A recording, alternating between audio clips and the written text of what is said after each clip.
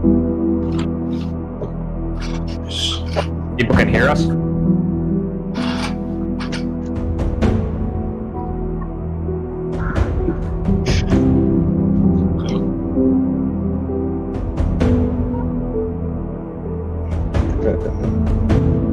Hey, you want me to tell you my spells right now? The new ones that I switched out and everything? Okay, well, I switched out my cantrips to be Firebolt and Shocking Grasp.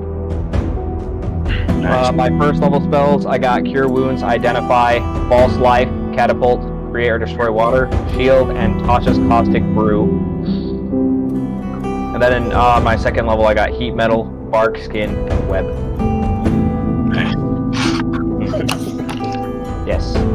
That is good. I also noticed that webs are flammable, and that's why I switched my cantrip, so...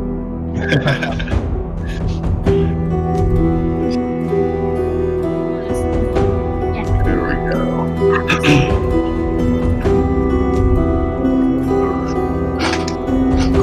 Remind me, I gotta log into D&D Beyond and Roll20. Does anyone have any character effects?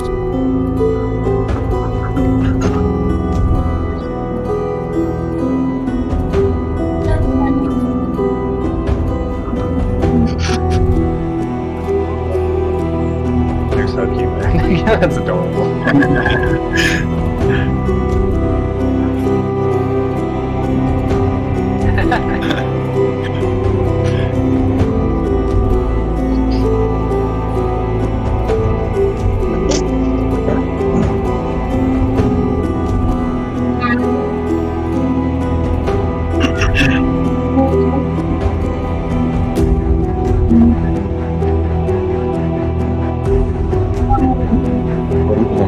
Right?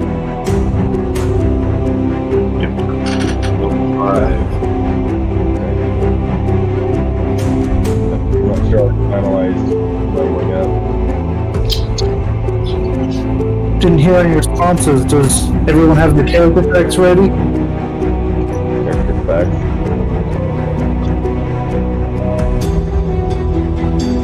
Character facts? Oh crap, dude. No, I just barely... Oh, crap.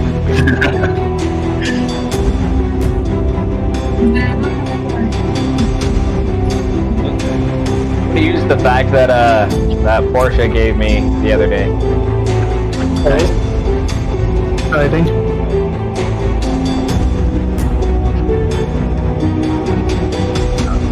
I'm debating whether or not to use my feet as my pact this week. I don't know if Mara would have tapped it. My steed, and I'm making it as my steed. Who's your seed this time? You'll find out. Fair enough. Yeah. Pretty excited.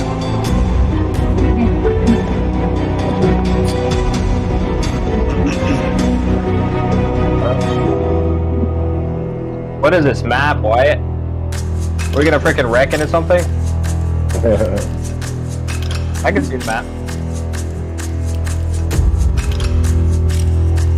Just over Roll20, yeah. Reminds me, I'm gonna pull that up.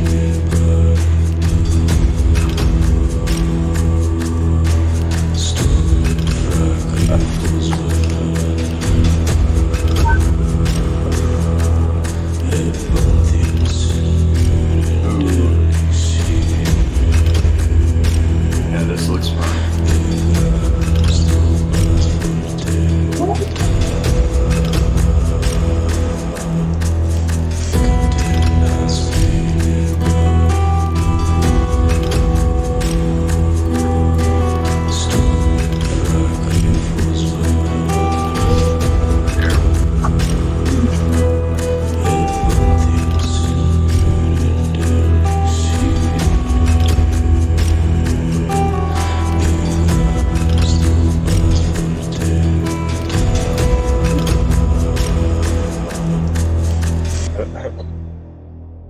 Wow. Thank you.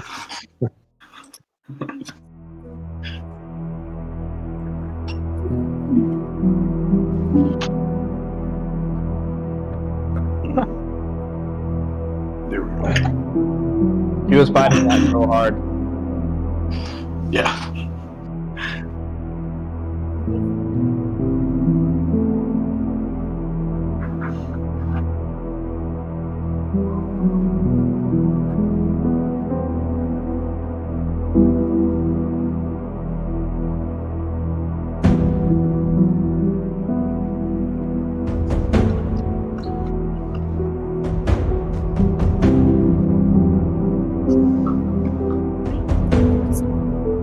Yeah. I don't have kids, but I live with them. Yeah, I live with my sister, and she's got 2 boys, 2 girls. Awesome. Nice. 10, 8, 5, and 3. So, young but fun.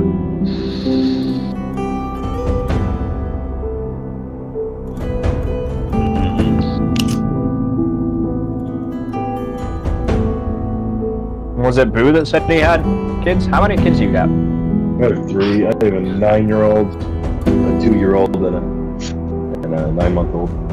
Nice. They are right now. They're at like a friend's get together with my wife. Nice.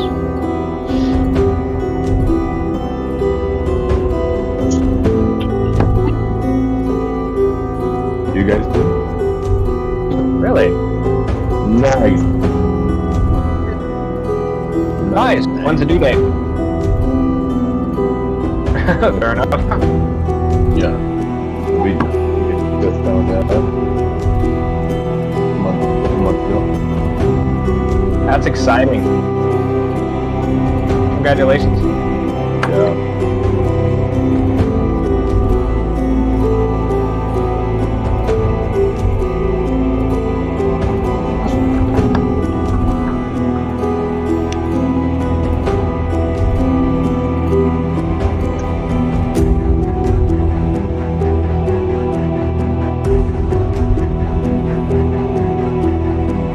Oh man, did you change the map?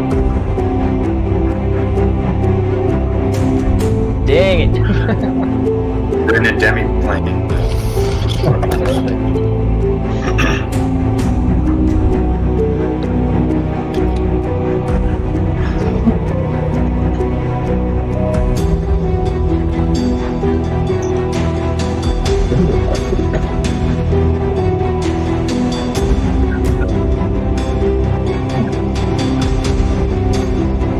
Wow.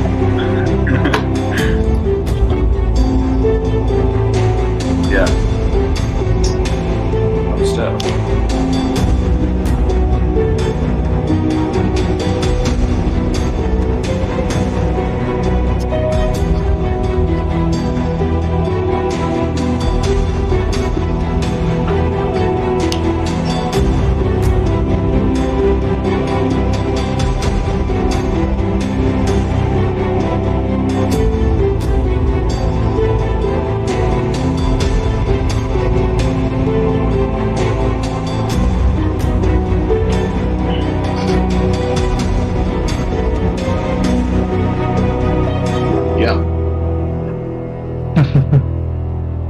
Oh, can the stream hear you?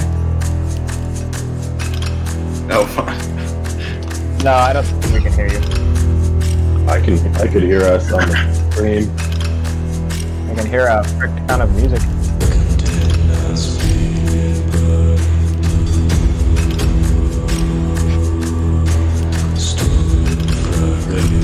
Yeah, there was a second that I could hear us before shut it off.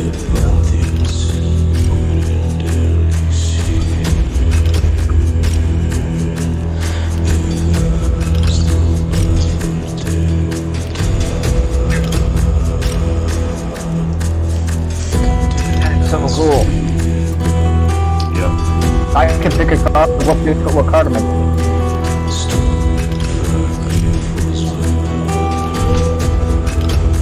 Yeah. Take it for extra.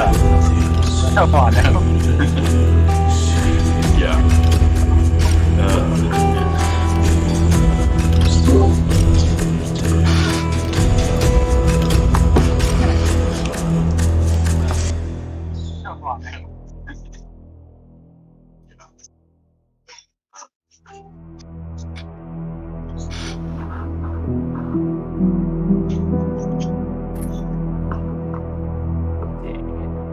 I suck at these games you've got going on here.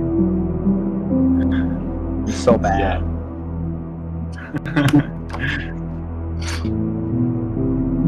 There's like, Yeah, you can. well, I guess like scratch tickets and stuff. Yeah, you can bet some of your points and do more. Yeah.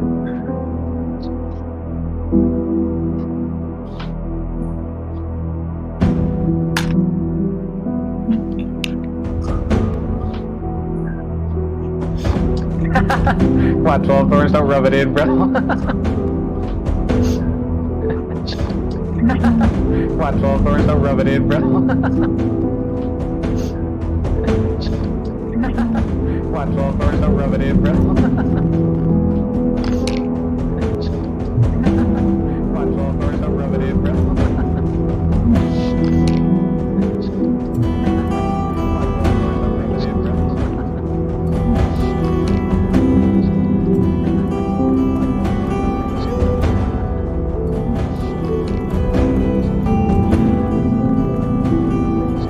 Welcome. Keep doing it. How much echo can I get in this?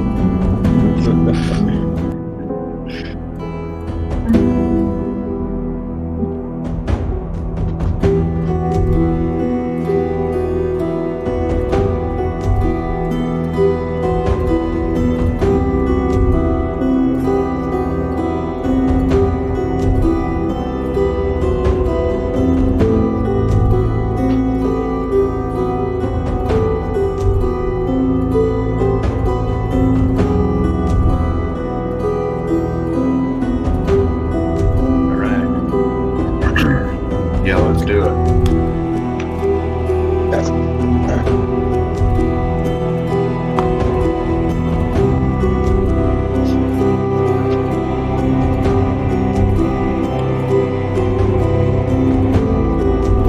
The stream chat can hear us, by the way.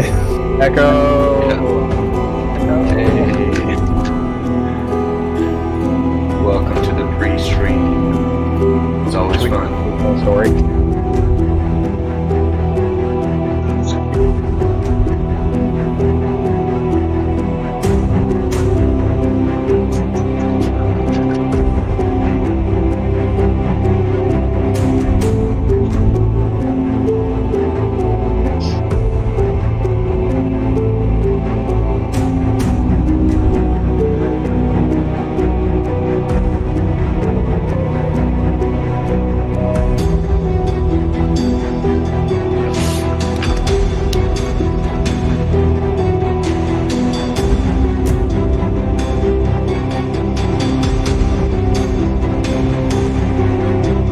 Dude, I love this wagering thing. Go big or go home, right?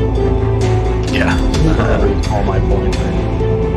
If you get all three of the dots, I think you get like triple the amount that you bet. Oh, crap, man. That's a good one.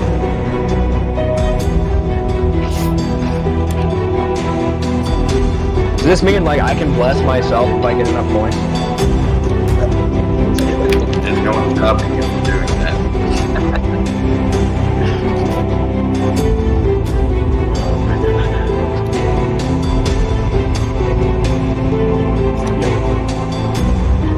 Can I hurt the DM by accident?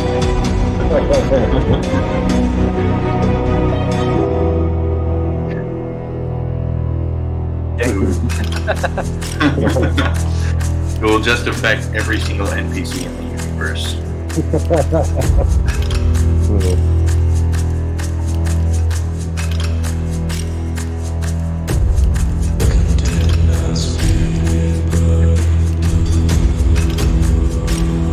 We are on the brink.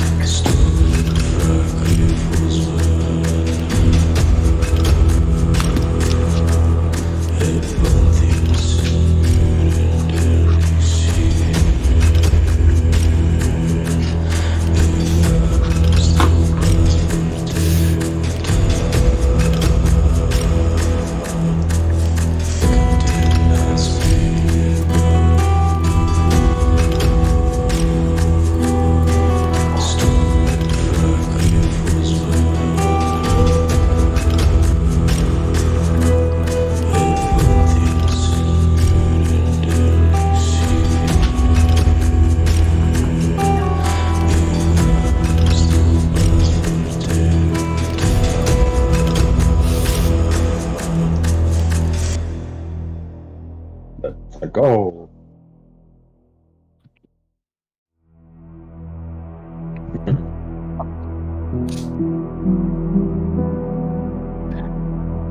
Yeah. Enjoy the intro. Quiet on set.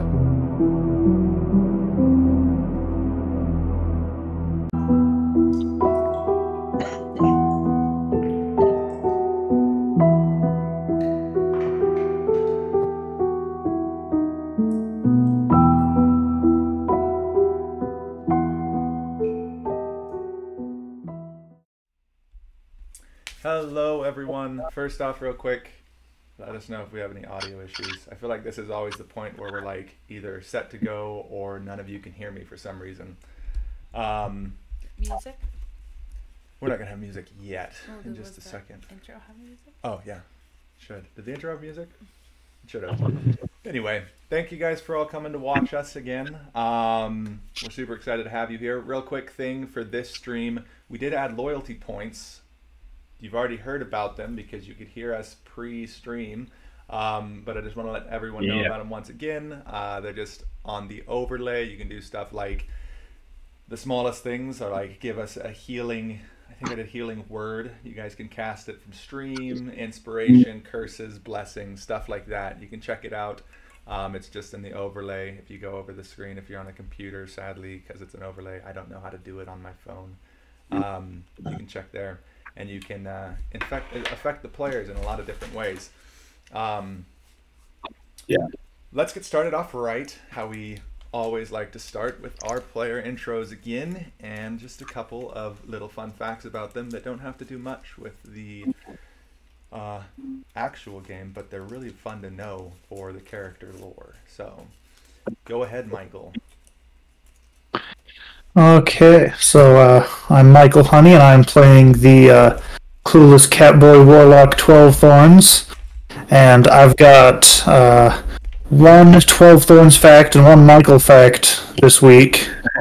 So the Michael fact I'll get out of the way first is my sister got me a dice tower for Christmas and hand-painted it. So I'll be using that to roll. She wanted me to make note of it and let everyone know, so... She's cool. I won't.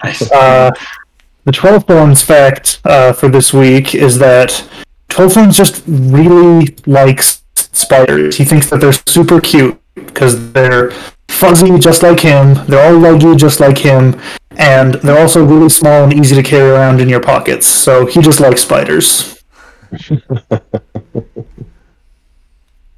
That's funny. That's good. Hilariously, Michael, I also got a dice tower. Wow. It's a nice laser cut one that's Kraken themed, and that's Nice. Pretty rad. I'm Boo Phillips. I play Coog, the polar bear cannon. Sorry, my laptop is so wobbly. I switched to my laundry room because it is just way too cold into my garage. But the fun fact for Coog is back home he has like a mine. He found a cave that he found gold in, and he has like gold just buried everywhere. He's never cared about gold. He just knows that the world cherishes it in a way because he doesn't really associate with the world.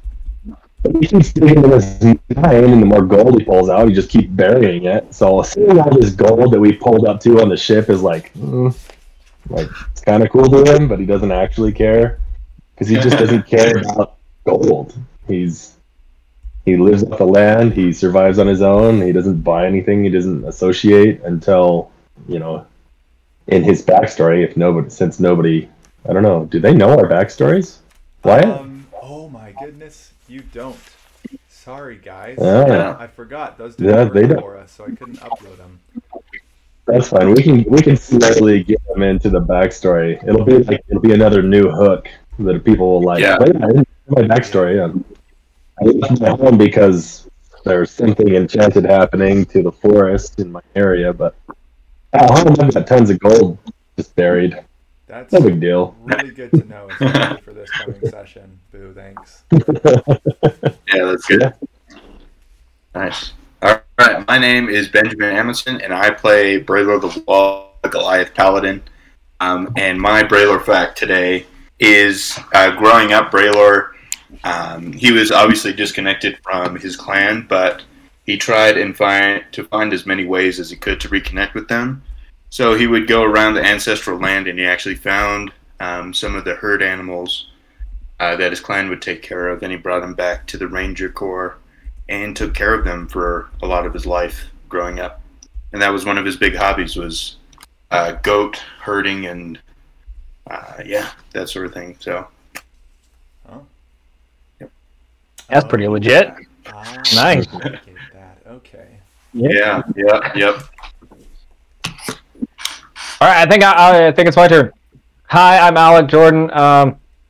Welcome to our Alcoholics Anonymous club. I'm playing Teagle. If you guys don't know that yet, he doesn't have a last name, obviously. He is a little rock gnome artificer that decided to be an electrician with little sparkly fingers. His fun fact for today is that since he has been alive for so long, he has a very, very high tolerance for stupidity in this world because he's been around a lot of it. However, if you actually get to the point where you impress him with how stupid you are, he will never forget. Ever. He'll never forget you. Nice. You will be turned into his memories. That's funny. And hi, I'm Amy Harrison, and I play Portia Harris. Can you hear me? Yeah. Okay. And The weekend, sorry. right here. And something about Portia Harris, as you know, she is an Urchinasi. So, she's actually not a very good swimmer. She can, like, doggy paddle, but she tends to not be very buoyant at all. So, it's, like, a struggle for her. So, she's not technically afraid of water, but she could very likely drown if she is in the water for too long. So, Well, yeah, right. Don't they? Yeah. Yes. That's great to know on a ship. Right. Yeah. So, yeah, maybe she'll get better at swimming. And, I don't know.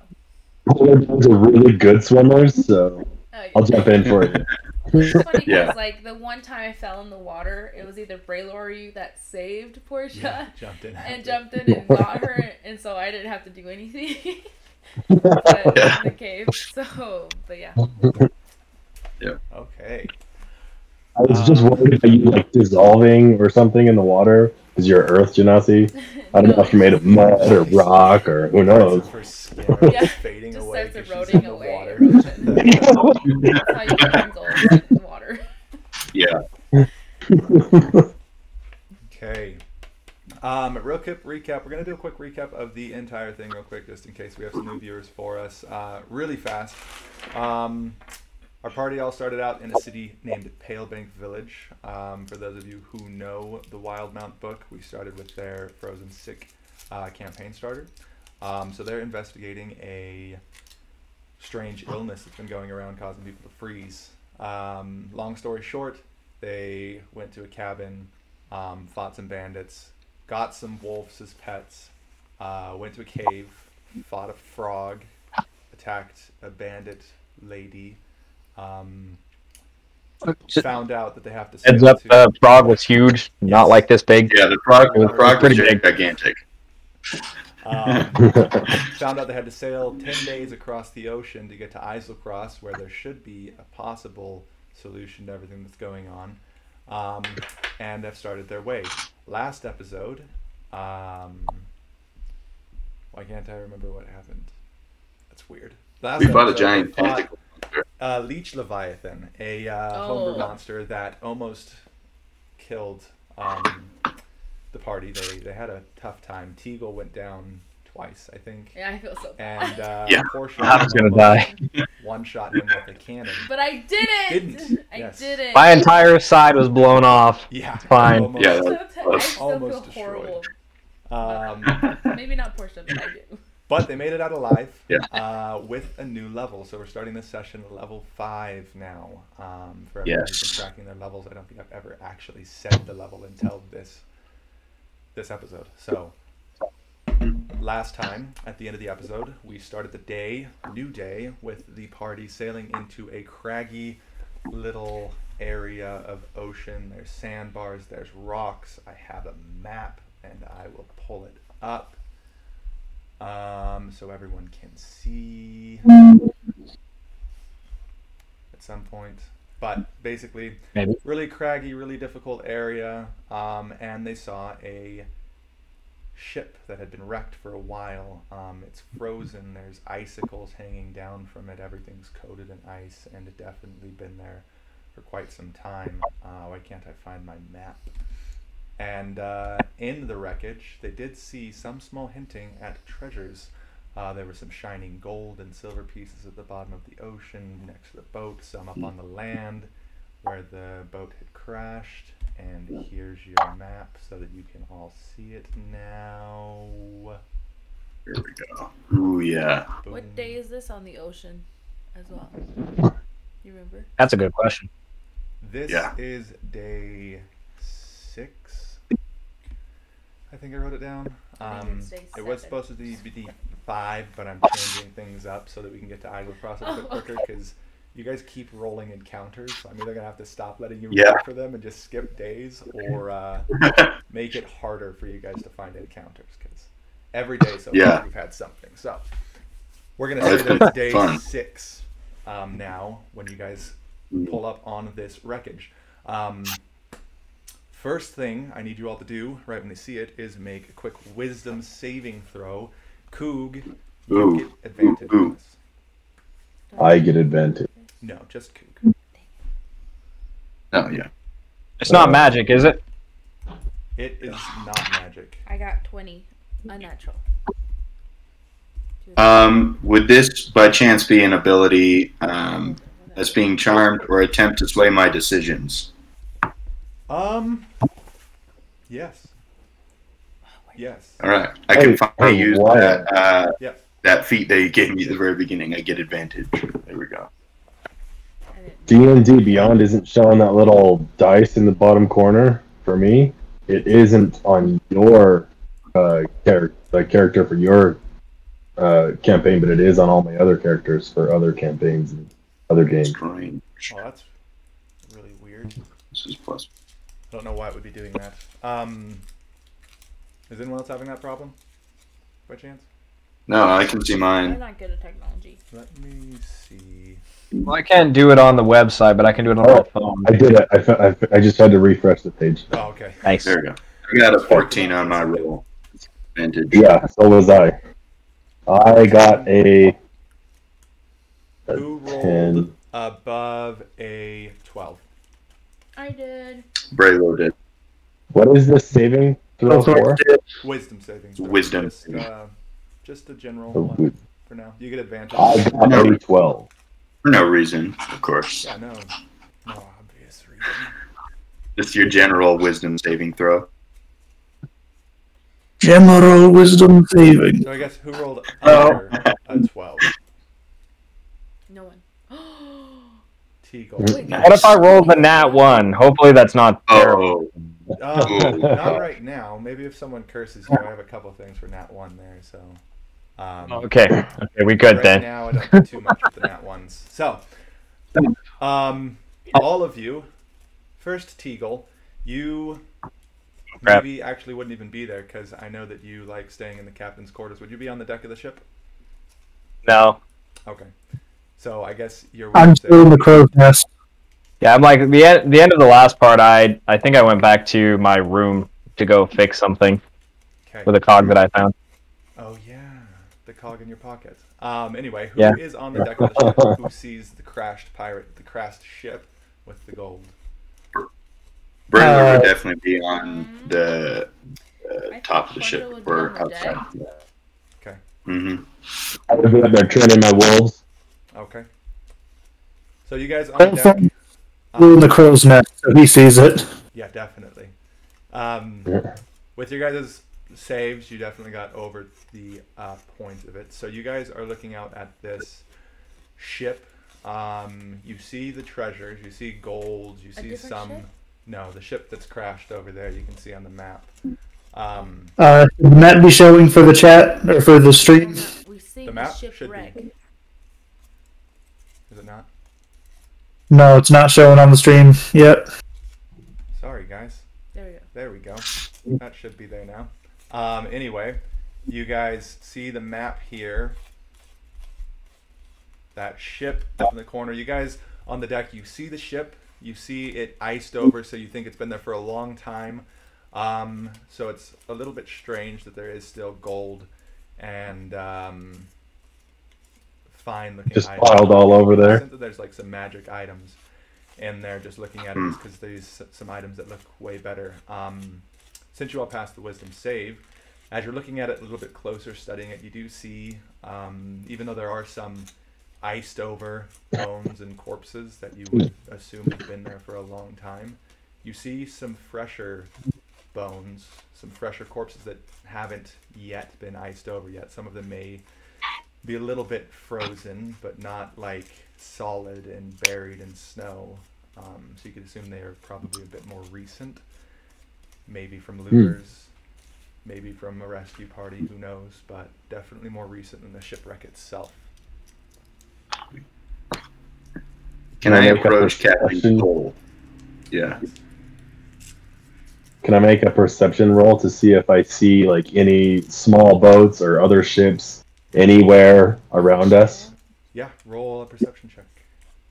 Can we Cool. see if the water's shallow? Or do What would you like to talk to Mr. Cole about? He would be up on the helm of the ship today. I don't have a map, because I don't plan on having a map. Captain, what is your feeling of this shipwreck that we have? Well, I have seen many a shipwreck in my life, and most of the time they are well looted before we get to them. This one seems old, so it is strange that there's still gold lying down there where you can see it. I would be wary of it if you were to seek the treasures. I also can sense some magical items, I feel, within this hoard. But I likewise am wary of anything that seems so blatantly obviously a trap. Yeah, so I would definitely be cautious if you were to. Can we skip all of this Seek and this just keep treasure. sailing? You can if you would like to. What did you roll in your perception, Coog? A 27. A 27, okay. So you look off over the distance, checking for other ships. You don't see anything. Maybe far away, you might be able to pick up just a small black dot just sailing across the horizon, but nothing nearby. Clearly not a ship that has come here or is anywhere nearby. So there's no ships nearby. There's no ships nearby. It seems like you guys are the only ones here. Okay. Portia, you were checking to see if the water's deep. Right off the side of the boat where you're at, it is currently, but you can see some sand reaching towards the land and where the ship is. The top half of the ship you can see on the map is sitting partially on the land and partially in shallow waters. The bottom half of the ship has been sunken underwater with just a small entranceway sticking out of the sand leading up to the shore of What this distance is that? island. Is that 5 or 10 squares? What? The squares are 5. 5. Do we count it? So it's what? 5, 10, 15, 20, 25? 25 feet away From you from guys? the tip of the boat? Yeah, from us. About 25. That's probably the to shortest shallow, distance, right? yeah. I don't think she can do it. I'm gonna. Do we have any lifeboats? There would probably be a small boat attached to the side of the ship. Yeah. I obviously How don't about have a token floaties? there. Floaties? Yeah. No, there's no floaties. There's barrels that Barrels. might float if you want to just try Um, floating to land. no, Portia's gonna look out to be like, oh, look at the gold. It'd be so nice if someone could get it. And then I'm gonna try to convince one of my friends that I made on the ship Okay. to see if they can sail them out here for me. 'Cause they're sailors now. Oh, man. First call to go and sacrifice their life for me. So No big deal. I'm gonna convince them, right? Yes, I will say you made friends with an old man who has a missing left leg and has an eye patch. You're He's like a five. Yeah. An old man has his left leg and his left eye. Wait, his wait. left side is very unfavorable. His name is Pete. Oh, that's so good. You have a lady friend. She's the one you met the first day as well. You've made more of a friendship with her. Her name was Siri? Was? Did she die? Yeah. Famous Amazon I product. thought she died too, but I guess she didn't. Yeah. Didn't die. None of your friends Oh. died. Okay. Really Not cool. die. I know, but I thought, Yeah. I thought I had other 5 friends. She is probably about your same age. She's in her 20s, 20, almost 30 probably. Okay. Um, Almost, or my age? she's probably a little bit older than you. Okay, got it. You also have a couple of younger male friends who were on the boat. They were probably deckhands, not any big part of the crew, but they are young and spry, named Philip and Jacques. Jack. Jack Yes. Wall. Those are their names. The young. Nice. They're probably like one of them 16, the other one's 18. Best friends, always running around together. They are your other friends. Also, not missing any appendages. So, who would you like to try to convince? That's, how many friends is that? That's 4. Pete, Siri, Philip, and Jacques. Who am I missing? Yes. And What is Jack Watts? No, look. I have the old man Pete, Siri, Jacques, and Philip. That's 4. You had 5, right? Yeah. And another woman. She's probably middle-aged. Ugh. She is missing a couple fingers on her right hand and her left ear. Left ear. Her name. Missing a few fingers from her left ear? Oh no. and her left ear. Her name is Mariana. Of course it is. Hey, what? Did she marry? Noah? What's his name? Oh, So, look, I you gonna try and be a matchmaker? Look a couple of your friends up. Simba. Yeah, Marion. Who did you want to try to convince? You can think Um, through it if you want. Did anyone else want to do anything while she's trying to convince? Would my creature be able to float very well to float these guys over? Your summon? Do you think? Steed? Yeah, my steed. It depends What on we what talked about. creature you summon. Does not have a swim speed, so he can swim at half movement. Yeah, and he also has a resistance to cold damage. So That would be good. That would be helpful. He has all the good stuff. 12 Thorns, what was it that you wanted to do? cool. I want to use my Flock of Familiars spell to send some owls over to scout out the area before we go in.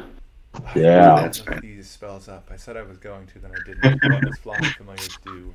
Oh my gosh, Do you know the Find Familiar spell? The which one? The Find Familiar spell? Yeah. It's that, but I get 4 of them and only for 1 minute. Oh. Oh wow. That's pretty So short. you can you perceive from there, It takes 1 minute to cast. I get them for an hour. and you can see Wow. what they see, hear what they hear, all that stuff. You get to perceive from their senses, or Yes.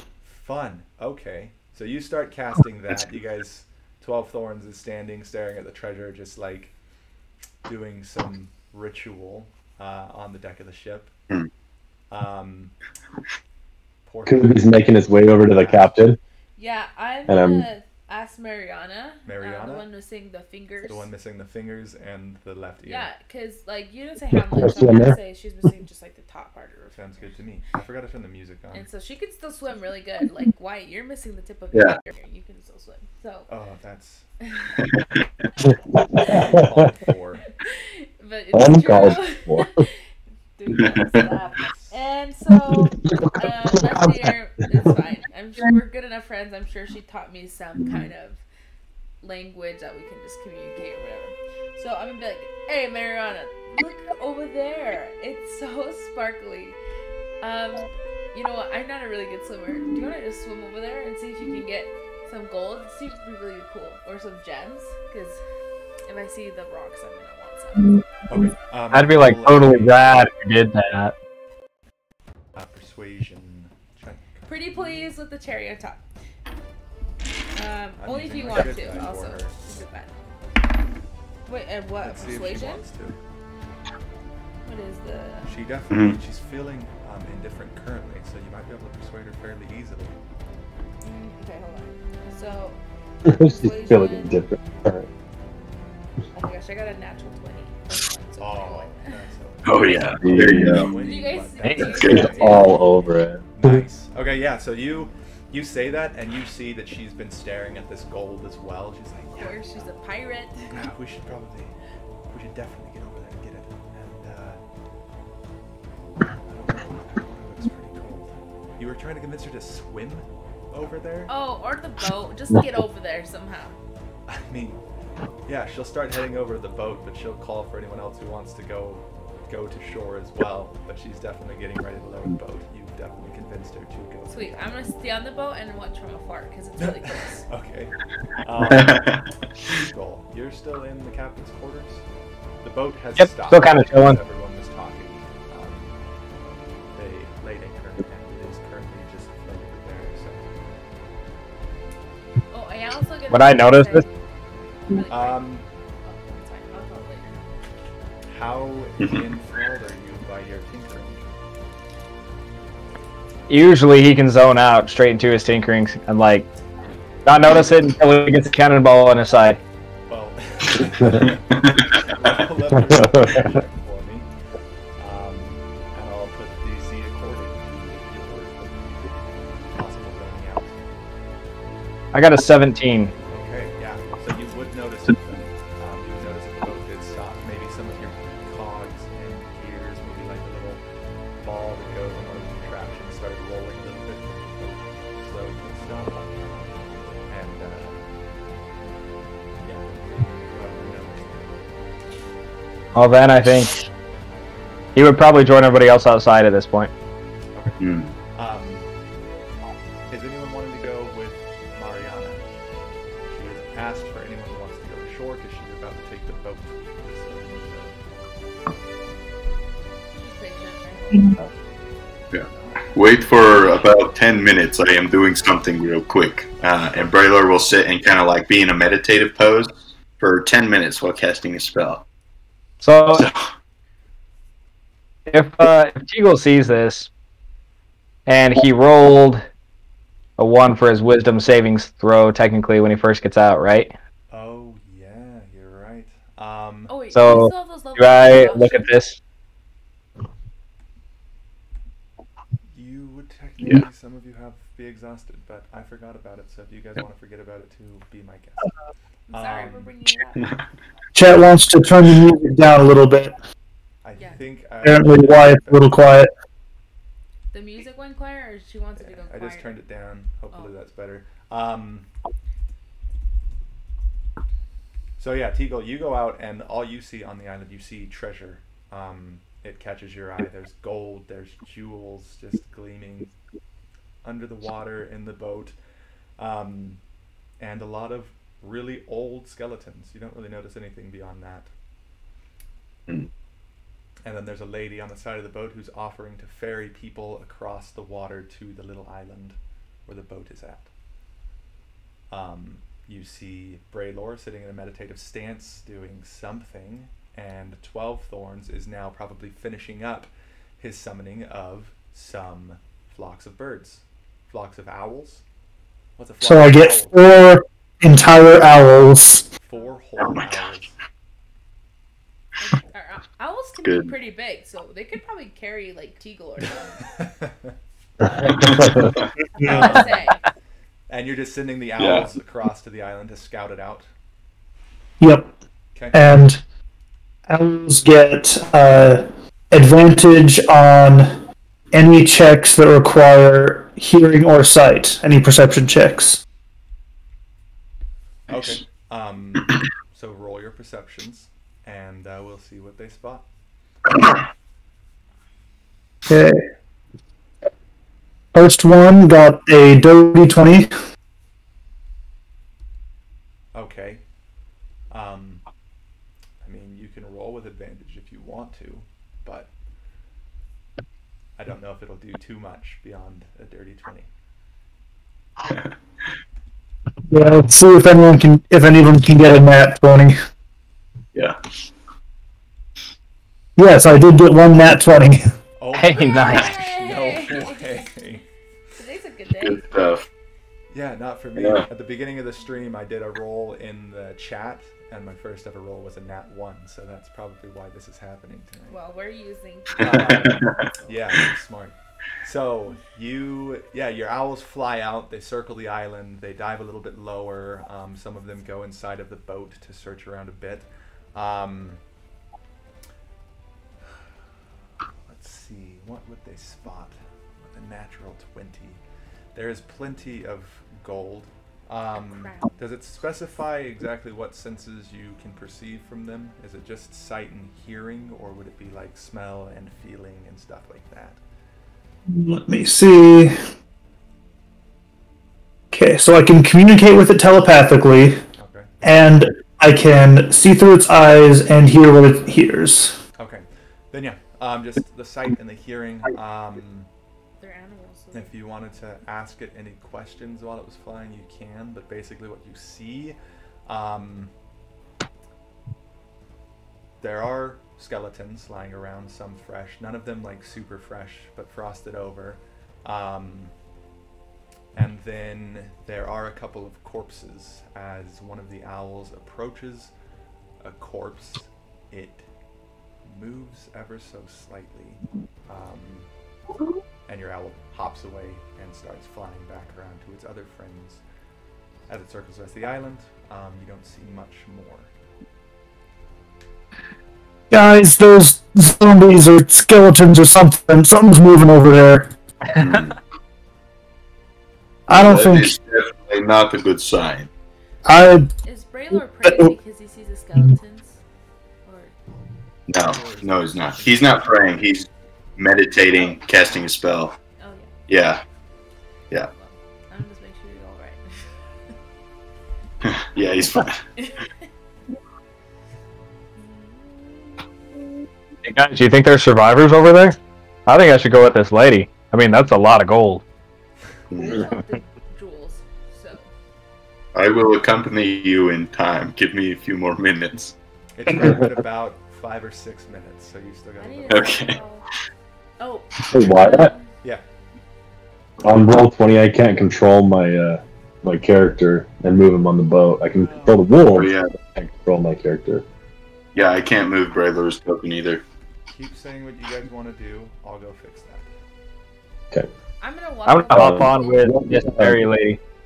and be like, Well, Teagle, I think that bring me back there's like The bodies seem to be moving or something. and then I Brown? want to make sure that Teagle's not interested I in go going. Yara. That's really what I want.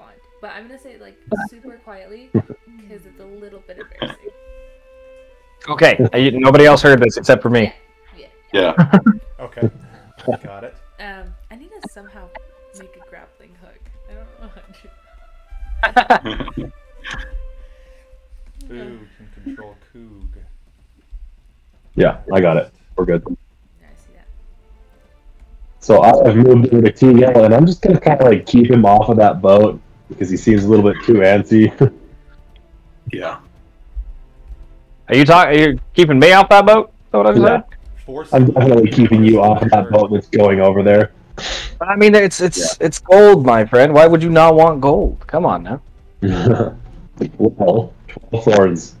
12 thorns is apples. One of those corpses move. Well, how do you know it's just a corpse and it's not a real person? I mean, they could just be hoarding all the gold themselves. Hey, 12 thorns. Is it dead? Does it look dead? It looked pretty dead. Yeah, but that It's a could corpse. just be. I mean, haven't you seen regular people walking around looking like death? I mean, sometimes Braylor looks like he's dying. I don't know. I have to go anyway. Wow. I don't know if I'm close enough to hear this, but I think he's gonna keep bantering back and forth with Coog because that's a lot of gold. Yeah. Yeah. Just like conversing back and forth, and I'm just gonna keep him off of that boat. No matter how many times he tries, I'm gonna pick him up and put him down, and pick him up and put him down, and pick him up and put him down. Okay. Have I finished casting my spell yet, or is there still time? Yeah, we're getting to that point. You're just about, like, probably just finishing it. All right. Who will pick up? spent Teagle 4 minutes doing this so maybe 2 or far. 3 more times, and then it will be done. Nah. Yeah. Sweet. At this point, I made a list of Mariana of what I want. Okay. Yeah, so just as Mariana is like, okay, well, she calls for the last call for people who want to get onto the boat. Right as she's saying it, yes, Braylor, your spell goes off. And I'm assuming... Okay. You're summoning your steed? Yeah. Okay. I am, What's that yes. like? So, as you guys see Braylor kind of stand up from this meditative stance, this giant ram appears out of nowhere. He's about takes up a 10-foot square. It's a large ram, so Braylor can ride it. It has like dark reddish brown fur, and the stat block he calls it a woolly mammoth. And yeah, it's and as you see Braylor stand up, he starts talking to it in giant, and it seems to understand.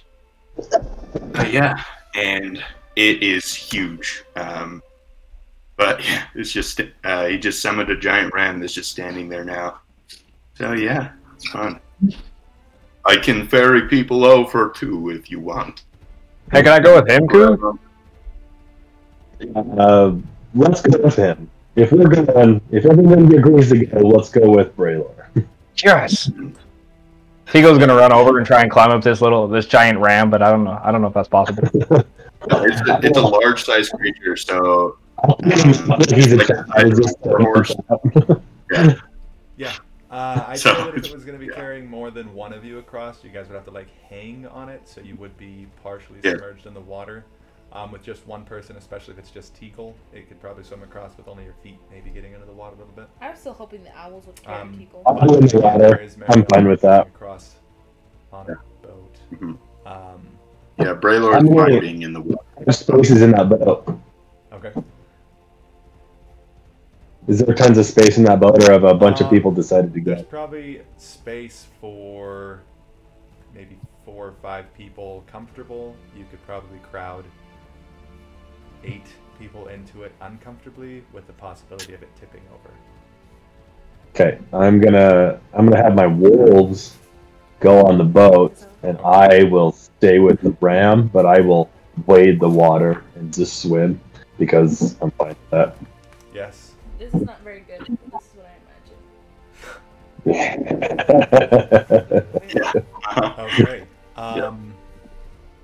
So, who is going in the boat? Who is going on the ram? And who doesn't want to go to the island?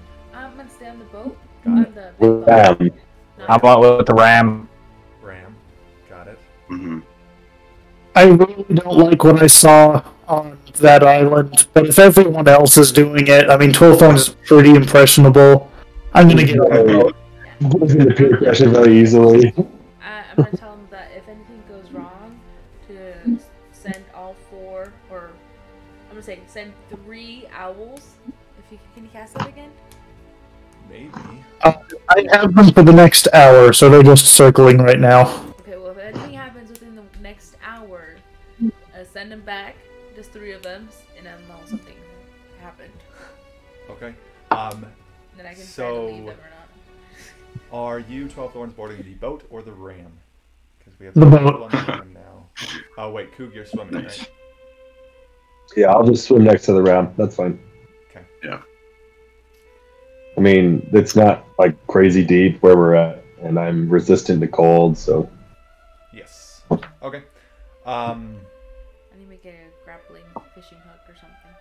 and Braylor, you're resistant, so it doesn't matter too much where you go. And Yeah. then, And the ram is resistant to cold as well. okay.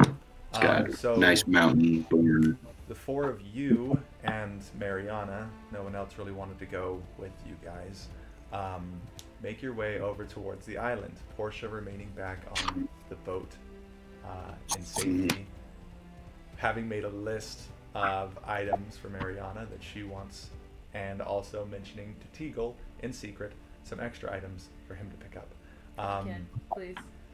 Got you. Worst. Yeah, so once you guys get to the island, Mhm.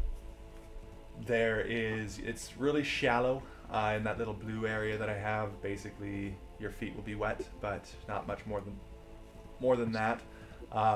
Most of the top half of the boat you see there is above the water. It's kind of leaning down the far side of the island and stretching up into the air. If you wanted to climb up into it, you'd have to pull yourselves up in. Not very hard, so you wouldn't have to roll a check, but it is not touching the water. The other part is sinking down underwater. If you wanted to go down into there, you would have to swim. Teagle, is that where you're going to right now, or are you just moving your character up there?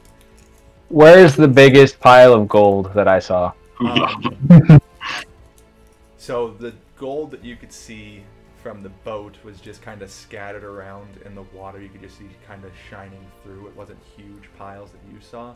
There was some gold and jewels just scattered along the beach. You could just start picking those up if you wanted to. But if you looked, you wouldn't really be too much into the boats, with the one being sunken and the other one being elevated much higher than your head. You'd probably have to get a boost. You know Upseas. what? I just realized. Braylor, you want to throw me up there? Shouting distance. Yes. I'm sure RAX Matisse would appreciate going up there with you. And this goat basically scales this vertical, like mountain pile with ease. Just climbs you up pretty easy. Heck yeah. Okay. So you get up into the boat. No problem. Was anyone interested in the gold on the ground on the beach? Or are you all going into the boat right off the bat? You know what? I think you're making it sound too much like a booby trip. Braylor is more interested in the magic items than the gold at this moment. Though he does have to pay for the plate mail that is being made for him back at the village. But so he's more focused on the magic stuff. Take the money. Sorry. Excuse me. It's shiny. I'm there. I'll pick up a coin. Okay. Yeah, you pick up a coin without a problem. What? Off the beach. Seems to I have, will continue.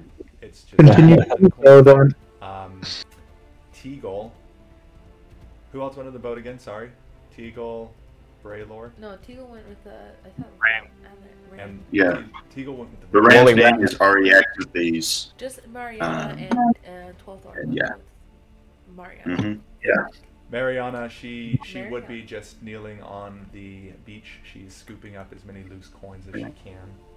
Gemstones, coins. She's scooping it up into her pockets, into a little pouch she brought with her. Just the coins from the beach itself. Not much else about the ships right now. Teagle, as you get up into the boat, you do see there's a few more corpses in here that are more well preserved. Not as badly decayed because they've been a little bit protected from the wind inside of the ship. Some are covered in so, some are less so, but scattered all around them there is some piles of gold. Fair amount of gold, it seems to you. Gold and silver, copper pieces. I can't hear anything. Yeah. I just haven't heard this thing. You fix it? I don't know if I can hear you guys. Are any of you talking? All right, now, no. Yeah, okay. Can you hear us now? Oh yeah. Okay, yeah. Sorry. Sorry. Yeah, so if you were just looking at those piles lying around, there's also some other items, some jewel-encrusted goblets and plates and stuff like that. Just really nice, fancy objects lying around. Before I just start grabbing like handfuls of gold, could I like look around to see if I could find this tiara of jewels? A tiara of jewels. Yeah, make a perception check for me. And as everyone's landing on the shore, Braylor will just say, "Everyone be wary. This is probably not exactly what it seems." And I'm going to say to the crew, "Any sign of danger, get behind me, and I will protect you." I'm already gone. Yeah. Okay. I got a 15 for my perception. 15? Mhm. Okay. Plenty of gold and jewels. So in this boat, in a 15, you start looking around, kicking around some piles of coin, just kind of not displacing them a whole bunch, but moving them a bit with your foot, digging through some with your hands. Yeah, you do find a jeweled crown. It's got a ruby just inlaid in the front of it, and then down the sides of it, some opals. Maybe 2 or 3 opals running down the side, and it's just like a little circlet with a little steeped point at the front of it where you would wear it. Oh, what up? Also, while you were looking for it, you find a fancy looking ring. It is cracked ever so slightly, like some of the plating. It's a golden ring. Some of the plating's cracked, but it is very decorative. It's decorated with like an inlay of, not an inlay, sorry, it looks got a little feathery pattern to it.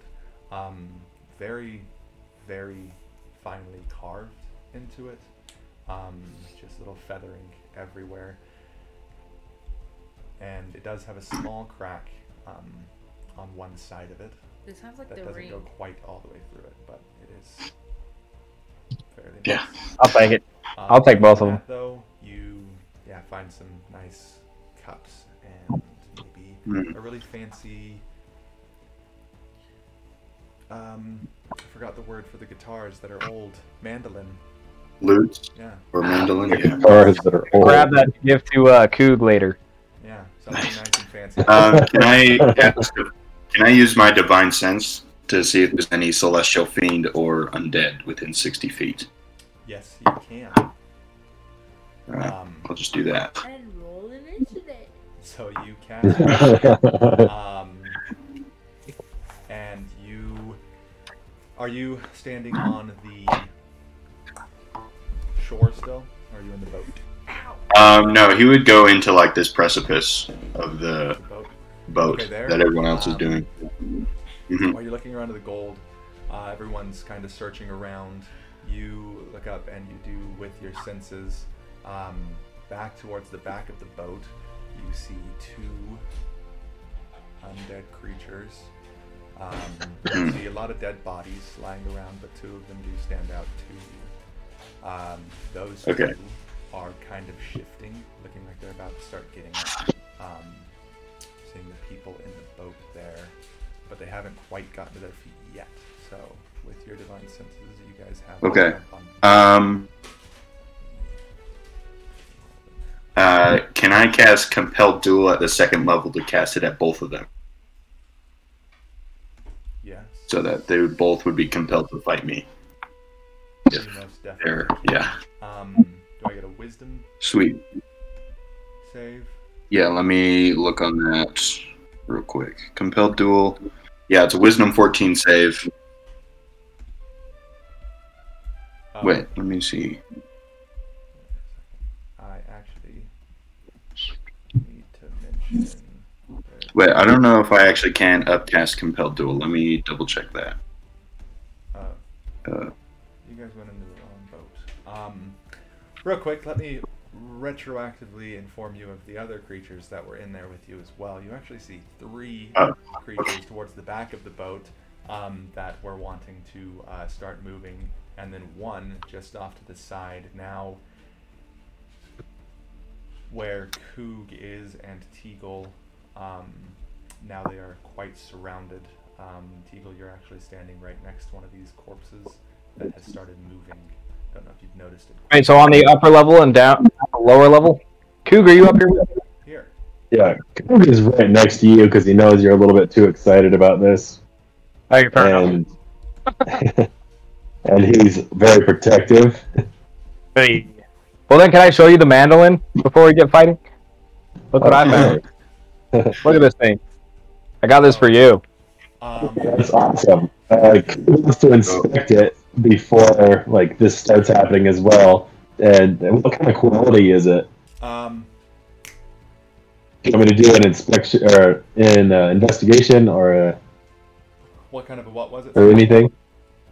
I just want to inspect this mandolin to see like what kind of quality it is. And Oh yeah. Oh, nice. You start inspecting it. You didn't make any checks. It's definitely very finely made. The strings are well tightened. It's kind of got a gold trim around the outside of it, and then some jewels inlaid on the surface. Awesome. So he's totally gonna keep it. He's gonna like start getting ready to string it up and put it on his back. While you guys are looking at that, though, real quick, Braylor, I need you to roll an initiative for me just to see if. Yeah. So it actually turns out I can't upcast it, so I can only do at one of the creatures, not two of them. Okay. And I would do it at the more powerful looking one, So- whichever one that breaks my fat. There are actually 3 monsters. If you guys are looking at the map, there's 3 monsters there, but Teagle is standing right on top of one, which is what the initiative roll for you is, Braylor. Okay. Like quite literally on top. It's been laying down, and I'm just crawling over it. All right. So I rolled a 16 for my initiative. 16 total? Mm-hmm. Okay, in that case, Teagle, roll a dexterity check with disadvantage. Can I?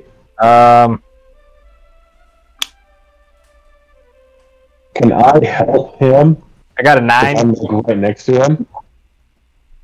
Not like because I wouldn't actively know that he needs to do a dexterity save or anything, but I'm right next to him to like if he falls or something. Yeah. Can I like, make it so that he doesn't have disadvantage? Roll a d20. If you roll above a 12, I'll give you a +2 to your dex. 12. Oh, perfect. Yeah, sure. That's spot on. Hey, while I'm on Okay, the boat, so you can I do do get a some +2 stuff to your dexterity saving throw. too? While I'm on the boat, can Well, I I do some mean- things too? Yes, of course. I rolled a 9 initially. +2 We got makes an 11. Yeah. +2. Still not super impressive, but it helps. If it was a little bit more helpful, then it would have been better. Dang it. But you do feel a searing pain in your right foot as some claws just dig into your skin, dig through Oh, your rude. clothing and start raking across your skin. You don't take too much damage as he's just trying to grapple you. You take 2 points of damage, but you are currently being held by an undead monster lying on the ground at your feet. It's like a bear trap.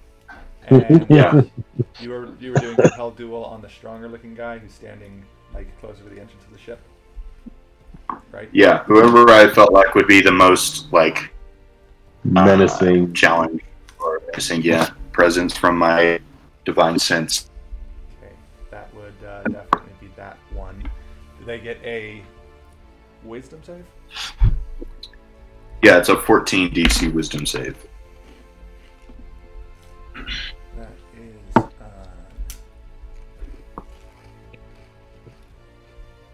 16 on that.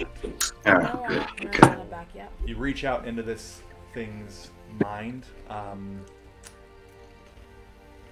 What's left of it? It's just kind of like a searing urge to eat is coming back at you, and it's way too strong for you to compel it to seek just one specific target. And all of you guys need to roll initiative, except for Teagle. Are you up in the boat? Your character's not right now on the map. Oh, sorry, Teagle. 12 thorns. Teagle is. Oh, yes, I am. And sorry, actually, I had you guys all roll initiative already. I just don't have. Oh yeah, I like the initiative roll. I rolled just now way better though, so let's keep it. If you want to roll initiative for your 2 wolves as well, and let me know what it is, I'll add it into the initiative tracker. And I think my ram takes its turn on mine. 15 and 3 for my wolves. Okay.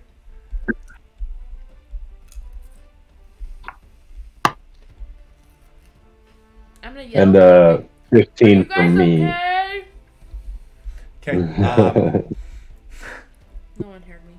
12 thorns. Were you up in the What was that? Were you up in the boat? Yes. Okay. So yeah, you have that initiative as well. And yeah, let's see who goes first. I need to auto roll them. Start, and we are with Ghoul. Yes, what would you like to do from the boat? I want to find a grappling hook. Roll a perception check. You're going to be looking around for a little bit. You start with the ghouls. A, B, and C all rolled better than you guys. Yeah, of course.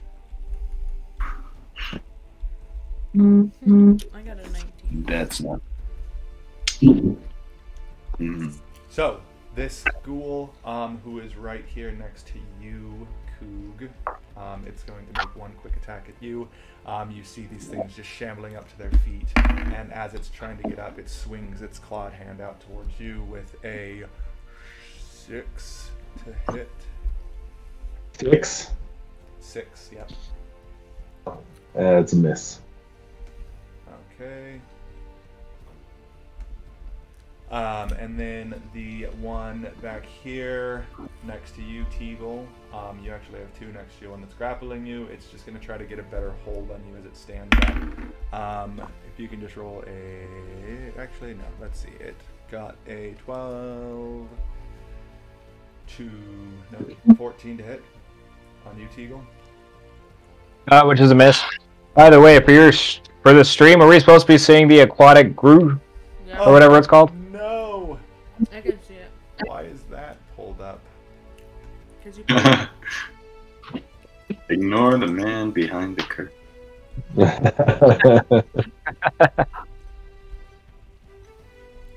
The aquatic what?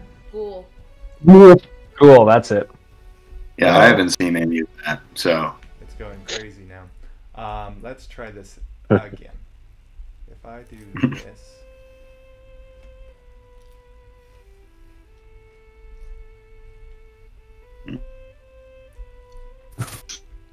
Good. Okay. Will I see the map later? You should be able to see the map now. I can see it for you. Okay. And then one more takes a swing towards you, Teagle, with a 8 to hit. So they all miss. These guys shambling up to their feet. They're all pretty Nice. bad at swinging, and all three of them miss. The next thing, you guys, it's Portia's go. You're looking for a grappling hook. Yeah. What was your perception check?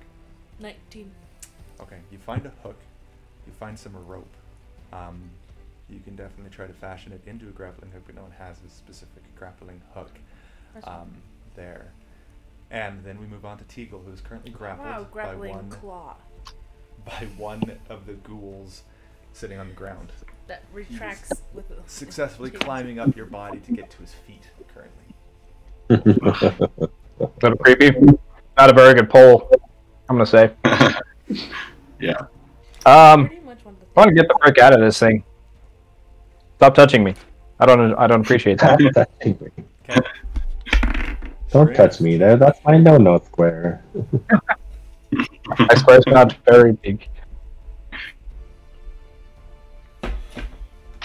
So I'm rolling out another dexterity. Strength now. Oh, strength. I got a dirty 20. Nice. Okay, yeah, so you like it. kind of just almost pompously just kick your foot out of this thing like he's not good enough to be touching you at all. Yeah. Easily get out of his grip. A couple of his fingers just break off as you do it too, and go tumbling across the floor, and this thing keeps kind of shambling to his feet. Do you have any bonus actions you'd like to take? Actually, yes. I'm going to load my thing up with some of my lightning cells charges.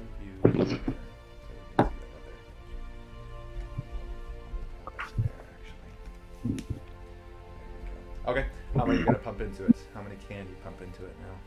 I can go up to 3, so I think I'm going to put all 3 in there. Okay.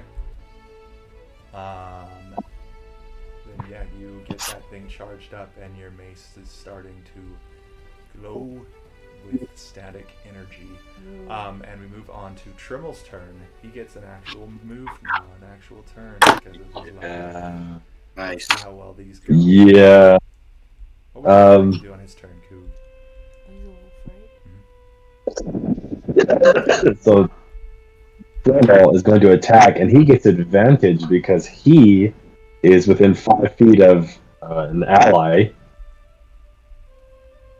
Sorry, I was trying to figure out Twitch, so I wasn't paying attention yet. Thrall's going to attack, and his attack is 2d4. He gets advantage, so I'm just going to take the bigger number of both of these. He has a 14 to hit. Or actually, he has a +3 to that, so he's a 17 to hit. 17 definitely hits. Oh no, he's a 16, sorry. 16 to hit. And 2d4.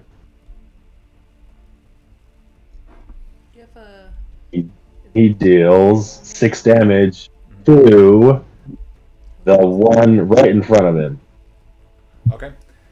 So yeah, your wolf just sees this thing getting up and senses the danger and takes a big chunk out of its thigh.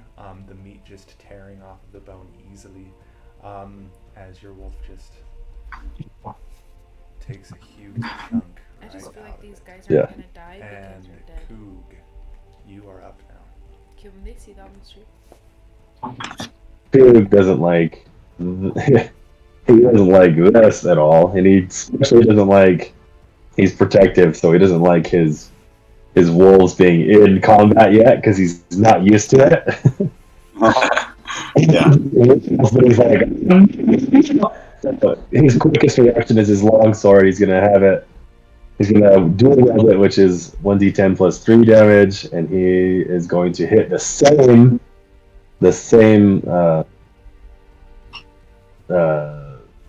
zombie or whatever it is. Sorry. And do I to an attack? Oh, never mind. We're good.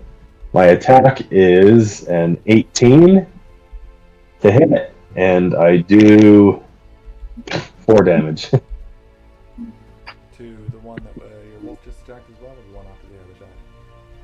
The one that my wolf just attacked, that Tremel just attacked. So that would be, it would be this one right next to, right in front of me. That is okay. And how much damage did you do again? Sorry. I did 4 damage. Tremel, she did 6 damage.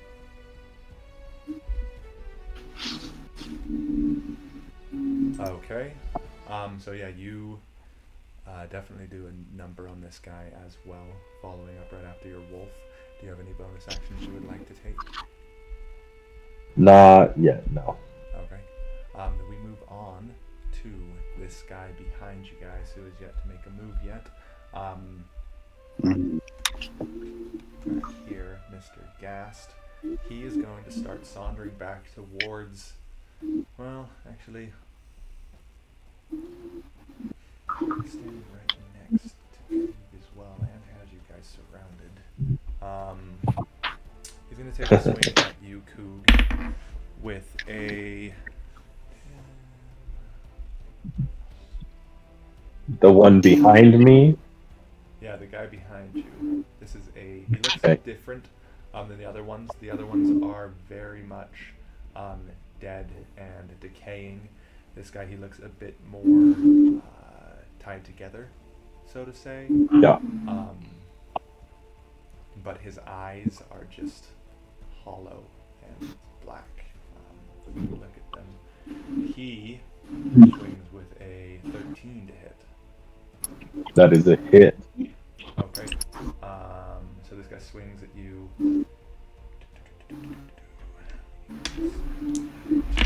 Does 10 points slashing damage, and I need you to make a Constitution saving throw. Constitution saving throw is 6. 6.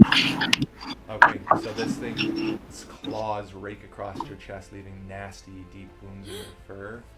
and you feel your joints start to lock up. And you try to move back and counterattack, but you can't seem to will your body to move. You are currently paralyzed. Alrighty. And then it's going to saunter on past you, seeing it has caused a lot of damage. Right back this way. This spot. Braylor, you can take an opportunity attack if you would like. Yes, I would definitely like to. Let's see what. Yeah. All right. Let's. Okay, that will be. I lost my attack. Where is it? There we go. An 18. 18? Okay, that definitely Mm-hmm. 18 to hit, not damage. Yeah, that hits. Okay, and then, oops, yeah, and then 6 damage. Yep. Okay. So you swing with your quarterstaff at this guy, and it just slams into it. Not doing a ton, but definitely hurting a bit. Okay. And we move on to someone else you guys don't see. And, That's worrying. Yeah.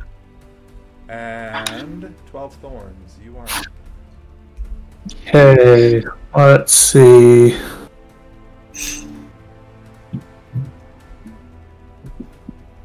Okay, so I am going to use my other spell slot and cast Hypnotic Pattern. So I create a twisting pattern of colors that weaves through the air in a 30-foot cube, and I'm just going to center it right on us so it gets all of us. Got it. Everyone who sees it has to make a wisdom save. If it fails, they are charmed for 1 minute, are incapacitated, and have a speed of 0.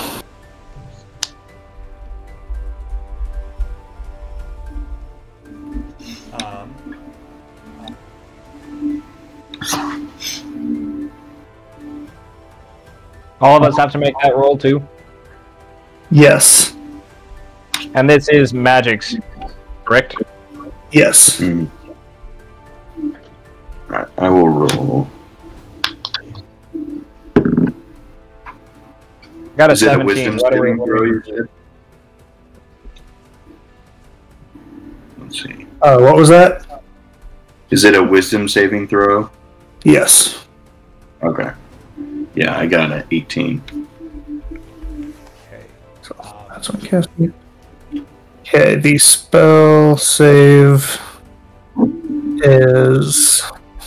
Where is my spell save DC? I don't know where that is listed here. Oh, there it is. Oh yeah, 16 is a pass. Okay. So you burst out.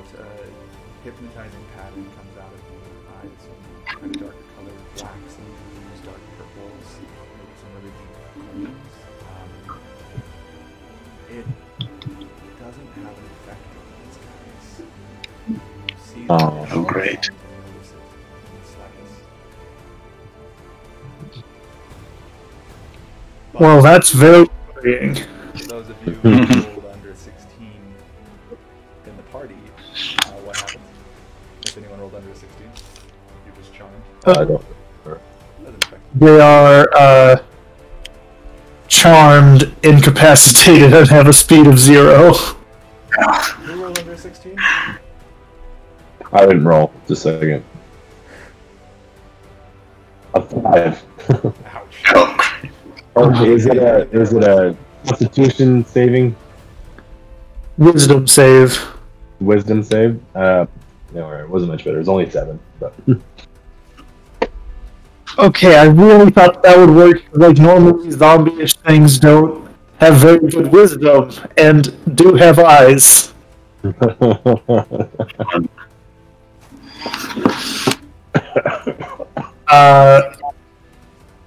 So then with my bonus action, I am going to panic. Okay. Here we go. I'm going to walk forward. Think.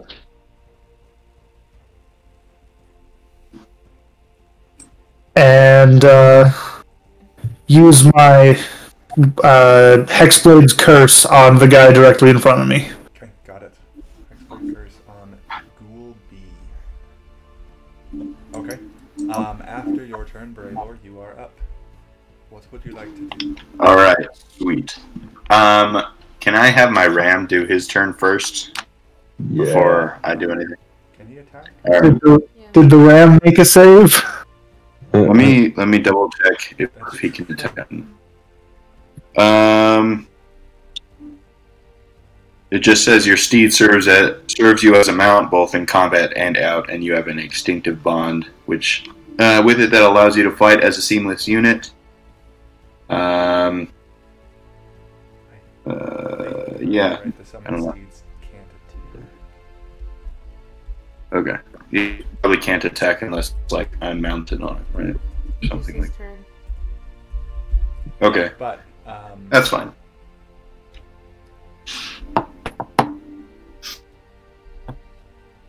Momented on your steed, yeah.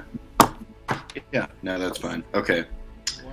Then Braylord's just gonna walk up to this guy right here, and I'm going to swing at him with my quarterstaff. And since I'm a level 5 paladin, I get to attack twice. So I'm gonna do my first attack on him. Let's see. Gassed. 13 plus. Oh, man. 13 plus 7, so unnatural 20. That definitely hits.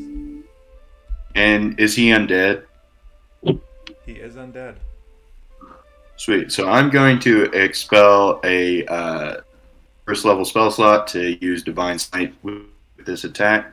So I roll 1d6 plus 4 plus 3d8. So, heck yeah. So 10 plus 6, so 16 plus 7.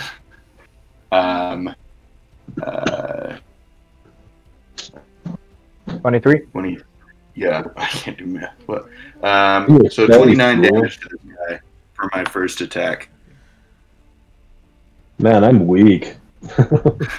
And then I'm going to swing again at this guy. That's a 12. A 12 does not hit. Okay, cool.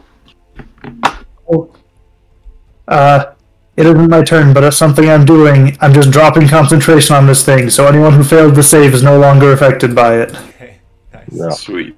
Forgot I could do that. The next thing you guys hear, don't see, a woman out on the beach. Some of you may not know her, some of you don't know her name. Portia, you probably see this. A spectral figure comes out from behind, not behind the rocks, really literally through the rock. Comes up behind her, and let's see what she does. Nothing. Yay. This is gonna be good. No, it's nothing. Comes up. You just feel bad for sending your friend to her death. Oh, gosh. She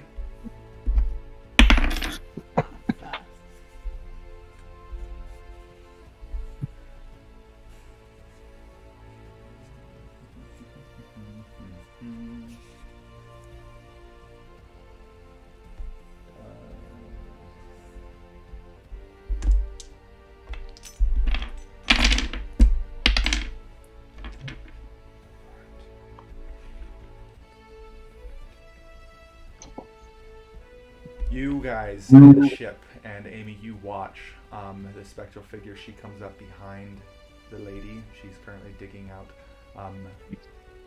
gems and gold from the beach, from the water, and then this banshee just comes up behind her and slices a spectral hand straight through her. You hear a scream start and end abruptly. This is Mariana that's dying? Mariana falls dead in the water. Is she within 10 feet of me? You sent her. Yeah, we all knew this was going to happen, Amy. There, you rolled. Yeah, Is I this did what roll. happens? Or did Yeah. you decide that So you guys hear a brief scream, but it is cut off very quickly inside of the boat. Would she be within 10 feet of Raylor, or am I too far away at this point? Getting up onto the boat, she is a little bit further away. I thought she was already headed to No. I think there's something going on with the stream. It seems like it isn't updating right. Yeah, it's not. It's actually a little bit off, so like you can't see the top of the battle. Hmm. Just updated. So it's... Okay, there we go. It is not updated for me. Okay. So you guys all hear that, and then we There go we go. to Damien's turn. Wait, can I have a reaction? Reaction to that, sure. What do you Yeah, want? Portia's reaction gonna to look over and be like... like that. Mourn. Portia mourns on the boat. Not mourn. Yeah, dead. Portia mourns on the boat. Okay, Shock. I'm not good at She's in acting. shock. After this turn for Damien, I'm just gonna put him on your guys in your initiative, Coog, just so that we do not spread out as much. So on your Okay. initiative, you take Both of my wolves on my initiative. Trimmel, yeah. But right now, Damien Damien has a 3 to his attack. Okay, he has a. So he rolls a 16 to hit, and he also has 2d4 damage.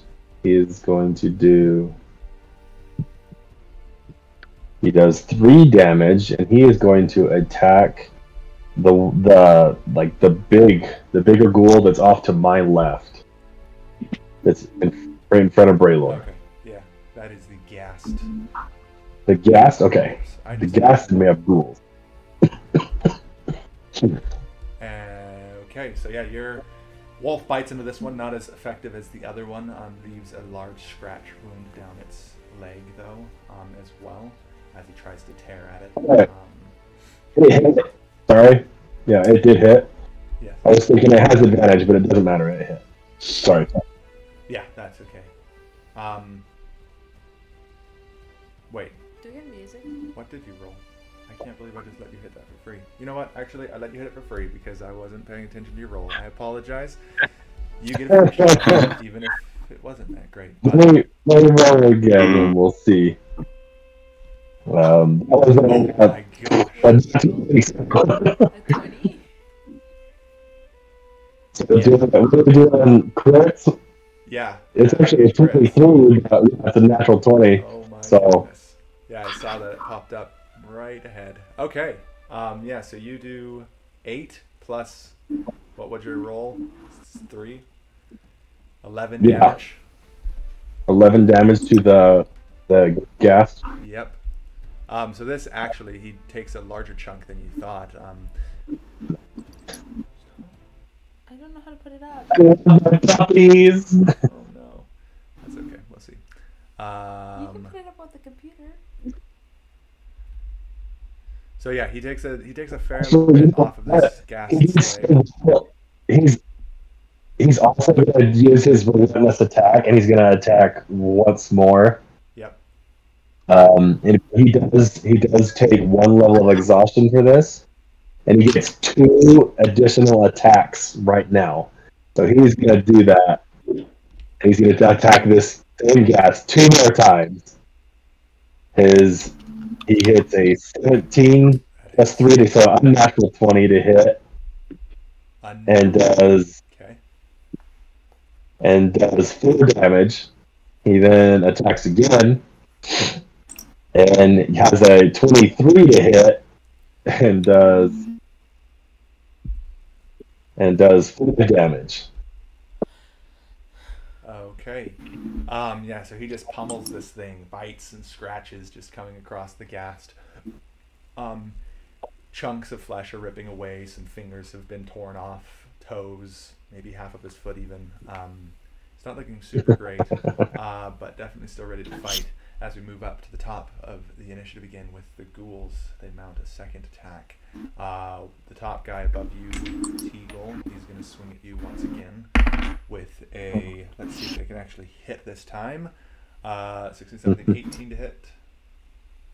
That hits. Okay. And that is...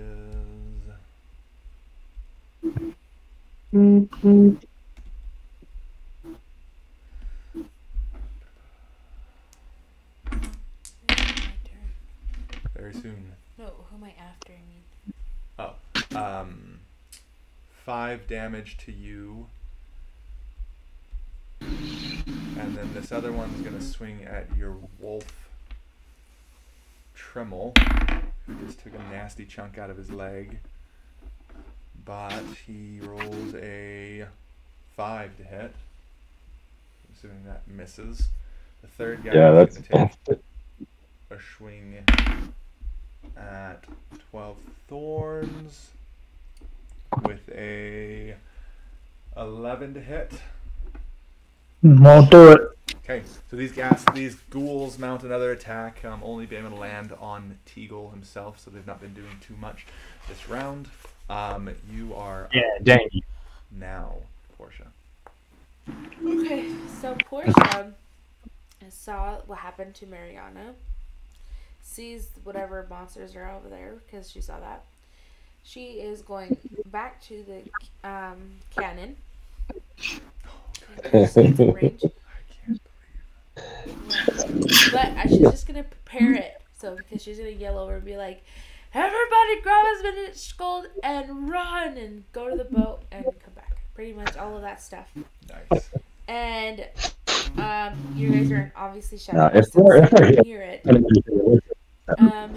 And then I'm just gonna tell them, like, this thing is going down, and that's it.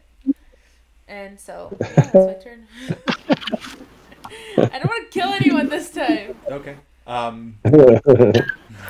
I warned all of you, so if you don't move, it's the not my warning fault. has been made, and Portia has readied herself on a cannon, aiming at the thing that attacked Mariana. I just feel like if I head back to the boat, that thing's near the boat, so you'll probably still end up hitting me again. No, it's gonna be towards the other way. You know. So. Oh, okay. So mostly my main goal is I'm to away not from you hit this Teagle time. no matter what. So Hey, thank you. because, Yeah. yeah, he has to be immune to my hit somehow. Okay. So Portia prepares a cannon and yells out a warning to all of you that she's about to open fire on this island of rocks. So hoping grab to as much hit gold something and wants run all away. of you, yes, exactly, to try to get the gold and get back. And I with need that, to do a Portia voice, move but on I'm to too tired. Teagle. My turn. Yes. Sweet. Well, so it looks like Coog and his dogs are taking care of the one to the right of me. So I'm going to go for the one that's right in front of me, because it looks like that one just kind of left by its lonesome. I'm also paralyzed, so I can't do anything next round. Good point. Well, didn't he dispel that? Doesn't he have to not worry about that anymore? No, I was paralyzed by the gas, Yep. right? Okay, gotcha. Okay, then we're still doing flanking, right? What was our flanking rule? We are doing flanking. You get +2 if you're flanking. +1?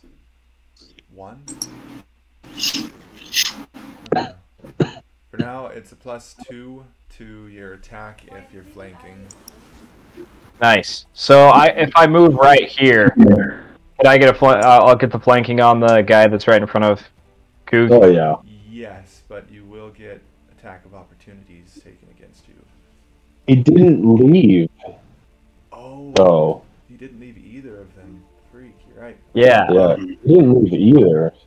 He left the ghast and the ghoul in front of 12 thorns. That one's probably focusing on 12 thorns, but the ghast would get. You know what? He They were engaged with them. them. Focusing on. He attacked Coog and then just got a massive hit from Braylor, so he wouldn't focus on him. You're good. Yeah. Okay, perfect. I'm like, I might get hit again. Wait a second. Yeah, he's not going to take anything against you. He's focused on other people. Okay. Alright, so I got a 27 to hit. Oh yeah. Definitely. Alright. And this expends all 3 of my charges, so that got a. Wow, I'm not that good with math either, my friend. What's the math? Okay, so we got 9 plus 4 plus 6, 2, and 7.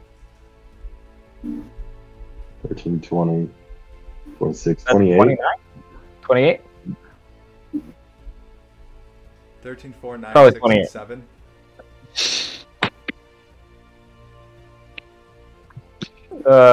Just a 4, 9, 6, 2, and 7. Oh, 4, 6, 9, 2, 7. Yeah. Yeah, we'll do 28, sure. Works for me. I'll take it. Vaporize it. It doesn't really matter. Oh, 27, perfect. 28, 29. Your lightning pours into this thing, and its body just crisps. All of the rotting flesh, parts of it melting away and puddling even underneath. Oh, God. It's a nasty stench pulls out Bro. there as this thing is vaporized.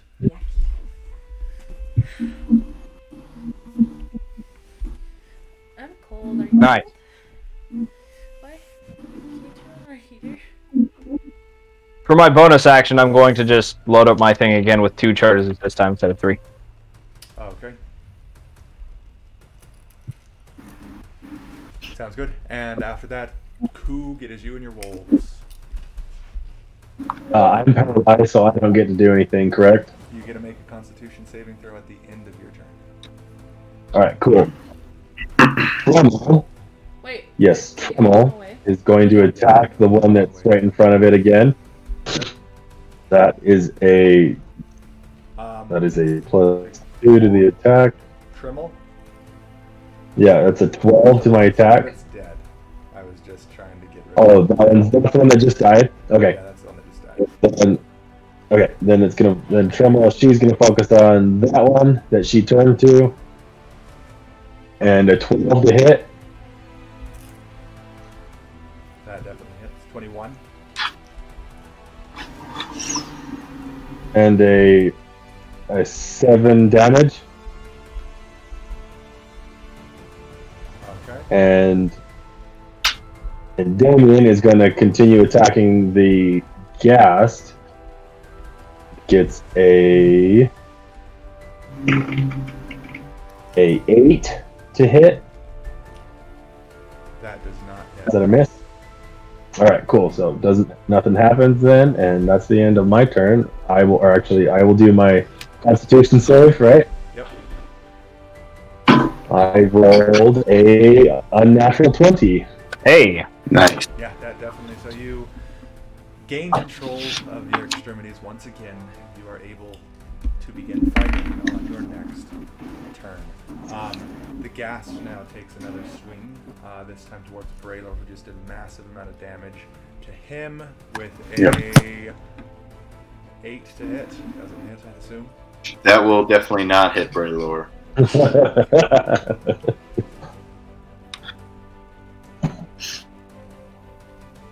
Okay, that is its turn. These things are slow. And you start hearing shambling footsteps kind of sloshing through the water outside of the boat as well. And then we move on to 12 thorns. Okay, well, being the genius I am, I ran out of spell slots and can't teleport away. Oh, great. I suppose I better stand and fight. So I'm going to just take a big ol' stab at the guy in front of me. Got it. Hit him. Okay, so that is a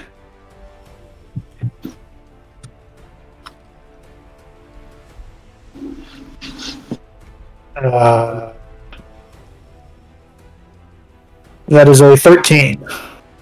That does hit. Yes. Okay, I was really worried. Okay. And that will do 13 damage. Okay. Then, as a bonus action, I'm going to use my Maddening Hex ability, and because I have the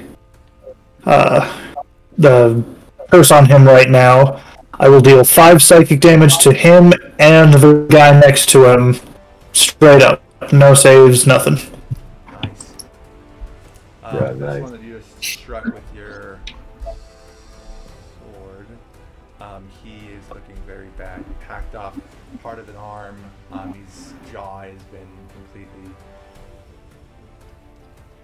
destroyed, hanging down off of his chin, and parts of his body are just falling apart.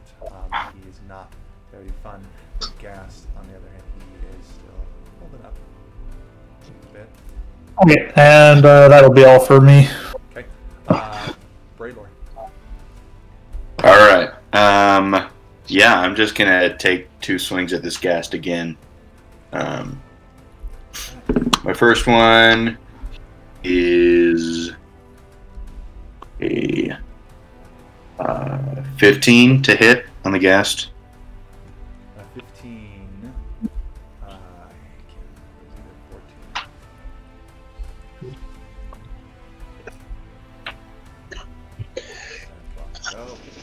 That does hit. Okay, cool. So yeah, I'm gonna expend another Divine Smite, and hit him for a bunch of damage again, hopefully. Let's see.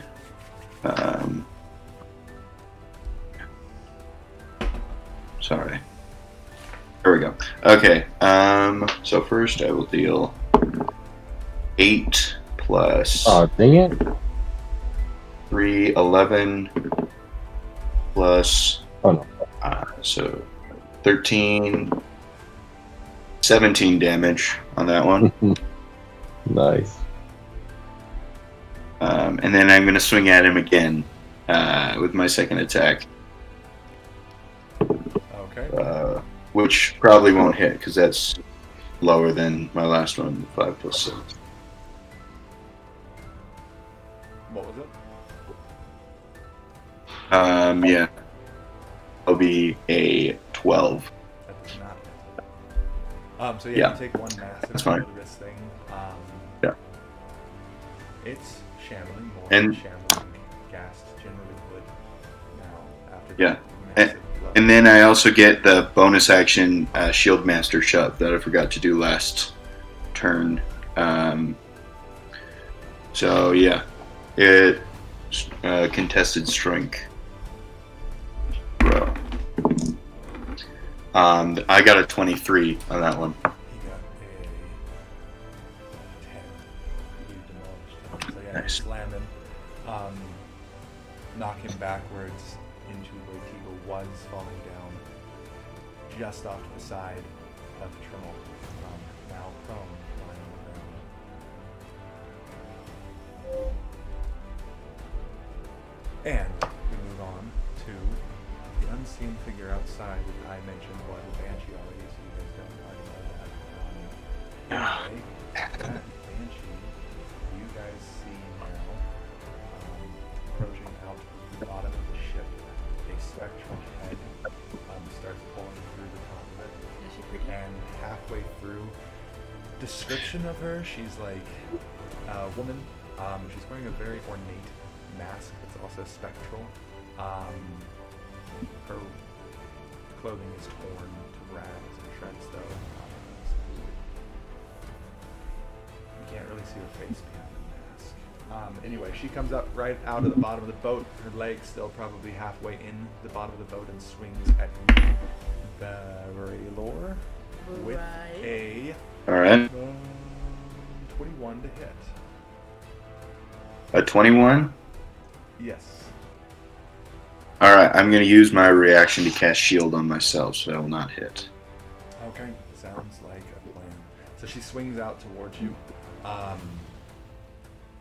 and this magical resistant shield that you have kind of blocks her incorporeal form, kind of just making it kind of vaporize a little bit as it touches it, so the claws don't actually break through you. And then we hear some more shambling outside, and we move back up to the top with a dead ghoul, one almost dead ghoul. This ghoul next to you, Teagle, will once again swing at you, seeing what you've done and being very focused on its current prey. Will hit you with a 17 to hit. That's a miss. Haha. That isn't Nice. okay. He swings towards you. You are not wanting to hit anymore, so you are able to dodge out of the way of this one without a problem. The other one swings back towards you, 12 still on the 7. Dealt a massive blow to him with a natural 20. Oh, gosh. Yeah, that'll hit. Yeah, that's not a fun one. So he does... Hmm.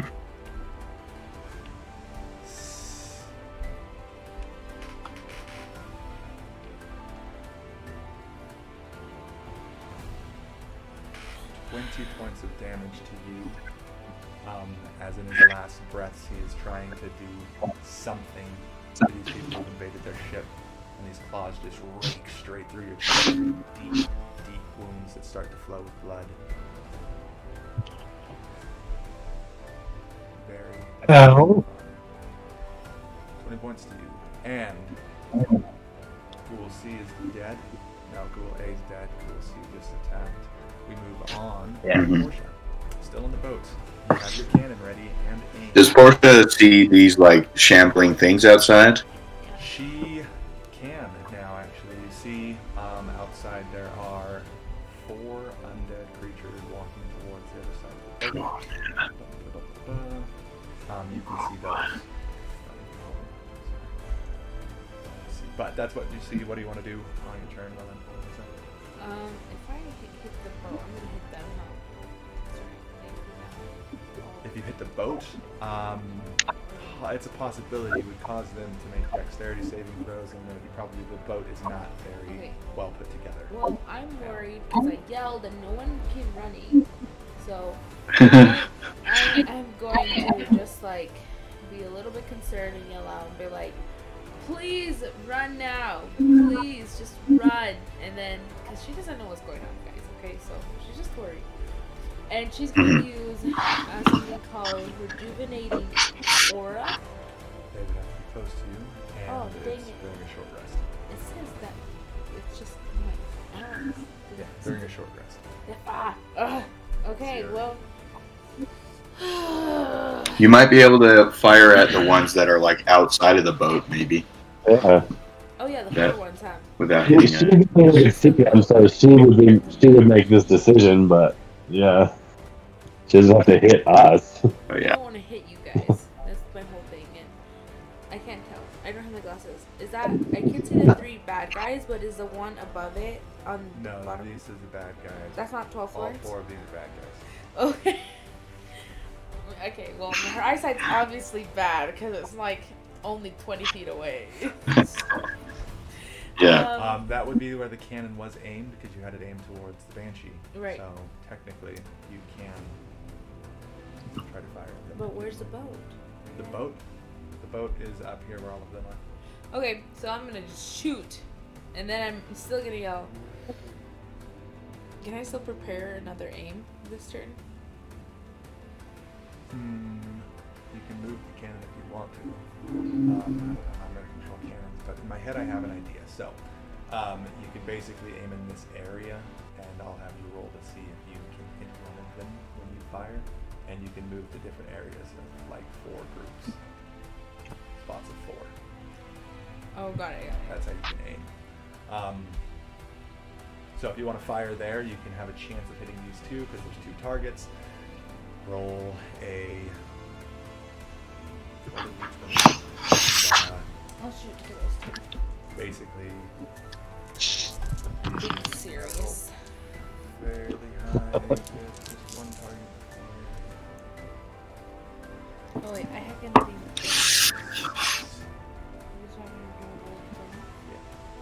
Let's see what happens. 11. You unfortunately flies past, slams into the rock behind them, and small parts ricochets. of rock start tumbling down. Ricochet. Out of it. Didn't do anything to them yet. Teagle. That's right, guys. My turn. You got it. All right. Being useless. Well, the only one that's like next to me is that guy. So, is there a way for me to get behind him, or technically am I falling off the boat at that point? The boat there is some holes in the boat, but you would be walking down onto the sand. The boat is tilted up from the entrance where you guys are at. This is the bottom that is touching the sand, so you would be able to get out that way. There's some holes in it. So, could I move to this side of the guy? Yes. Okay, then I'm going to do that. Okay. Just to get flanking again. Oh, with Trimmel. Way to be Trimmel. Mhm. Okay. I got a 18. 18, 19. 19 hits, definitely. Perfect.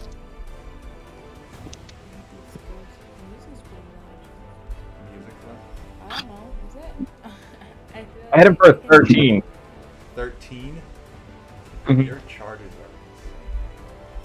They're Yeah, fantastic. they're doing good. Okay. Awesome. This. Yeah. Okay. Bonus actions. I need to save a little bit of these, so I'm not going to charge anything. So we're good. That's Yeah, my so this turn. guy, he gets zapped. His arms both kind of just fall off, charred to the ground. And then he but he's comes still back to up, life. just kind of shambling, ready to go. He comes dead and then comes back to life. So he's still alive. Okay. Wow. And after Freaking Zen that, we move on Just to kidding. Koog's turn, who is now unparalyzed with his 2 bolts as well. What would you like to do? Sweet. I don't like the idea of using any of my attack spells, so I'm going to continue with my longsword. I'm going to attack the ghast in front of me. Okay. I haven't really started my character yet, but there you go. Attack that ghast. I get a unnatural 20, Let's Nice. That definitely hits. And- and I do 13 damage. Cut it in half. There you go. It had 1 hit point left. So it's gone. You slice through with your sword at a weak point that your wolf had torn open, and Braylor has broken some of the ribs, and you just see a nice point. You slice straight through it, cutting it most of the way in half, and it tumbles to the ground. Dead Nice. as a doornail. That is the rest of its crew. That is a door now. Tremel goes next. Tremel is going to attack the one in front. Yeah. Real quick, before they attack, the ghouls definitely Yeah, you go see for them it. kind of shudder a bit. Oh, They alright. seem a little bit less not Confident? Like scared, not like they're gonna run away, but less imposing creature. Yeah. They kind of inflate a little bit. The banshee. Lost their mojo. Yeah. That lost their mojo. Yeah, for sure. Alright. Tremel, she is going to attack the ghoul right in front of her, who, between her and Teagle. She rolls a, she misses, so a 5 to roll, or attack. It's not hit. Yeah, alright, and then Damien is going to move right next to her and attack the same ghoul. And he rolls a not to. Crap. He rolls a nat 20. Goodness, what is up? There you go, Damien. That's what we like to see. Okay. So he hits a 23 to hit, and his damage is just normal damage would have been 4. What happens on a crit? A crit, so you do max damage plus the additional, so you did 12 damage. Okay. There, so Did 12 damage. that ghoul is... Oh, Too gone bad. as well. Yes. Hmm. Ghoul C, your wolf charges up, slams into it, knocking it over, and then just bites straight through its neck, beheading it. Hey. Takes its head right off of its body. That's my puppy. Damien is a lucky wolf. Just getting nat 20s like crap. It's insane. And would you like to do any kind of bonus actions? I am going to give Bullock inspiration to Blaylor because Sweet. he has something nasty behind him. Yeah. Okay. Then after that, you guys see some shambling undead starting to crawl their way up into the boat. One at a time. As this one crawls in, this guy here moves up towards you guys. A foul odor just fills the boat. All of you guys just start smelling this rancid undeath. This guy's definitely a bit different than the last of his kind that you fought. Holy crap, there's so many of them. And then we move on. Oh, well, actually, get an attack. He's gonna swing And at Portia missed with their cannon shot. Mhm. Portia missed, yes. Gonna swing at Braylor with a... Seriously, I can't roll over a 10 today. Hey, He definitely I don't mind that. Oh, I was I think that's yesterday. pretty good. Hit. I'll take it. And then those other ghouls, they would have moved there earlier.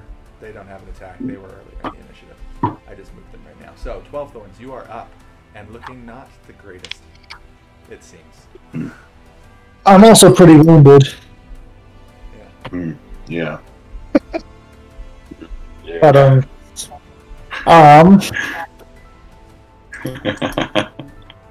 okay.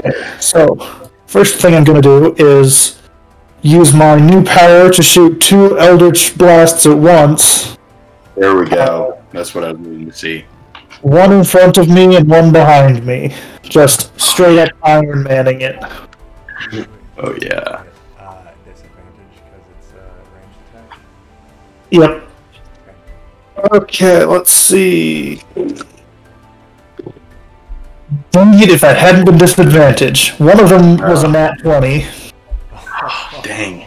The other one's a 13. So, the first attack against the guy in front of me is a 13 in the end. Since I don't get my nat 20. That hits. And the second one is also a 13, so... Also, Nice. There you go. So, first one will be... an 8. okay. So that first guy, you blast a hole straight through his chest. He is no longer unbound. He's just dead. Yes, I heal 10 points because of my curse on him. That is definitely There you go. needed there. And then the other guy takes 6 damage. Okay, that guy just getting to the fight, not too bad. Let's see.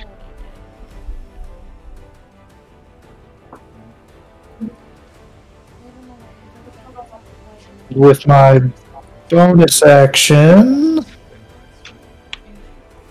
What am I gonna do? Can you move the hex onto another one? No. Oh, okay. That's Witch Bolt or just Hex, I think, can do that. Oh, okay. Why can I exit out of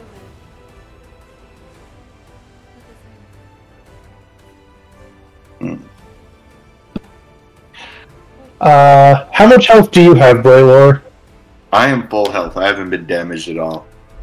Do you mind if I do some damage to you? Oh. Not at all. Do it. Okay. So I'm going to activate my Cloak of Flies. So a 5-foot aura of flies appear around me. Oh. It has some effect on charisma, intimidation checks, but I don't think that's going to matter here. But anything that starts its turn in the aura takes 5 damage. Alright. Foot radius? Yeah, that's fine. Yeah.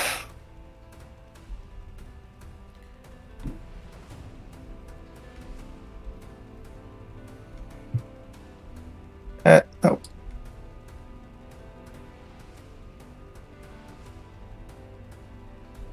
That's like that, right? So you got this guy, and the Banshee technically. Mm. Say. Yep. I don't know Yep. how that works. Why would they just do a 5-foot radius?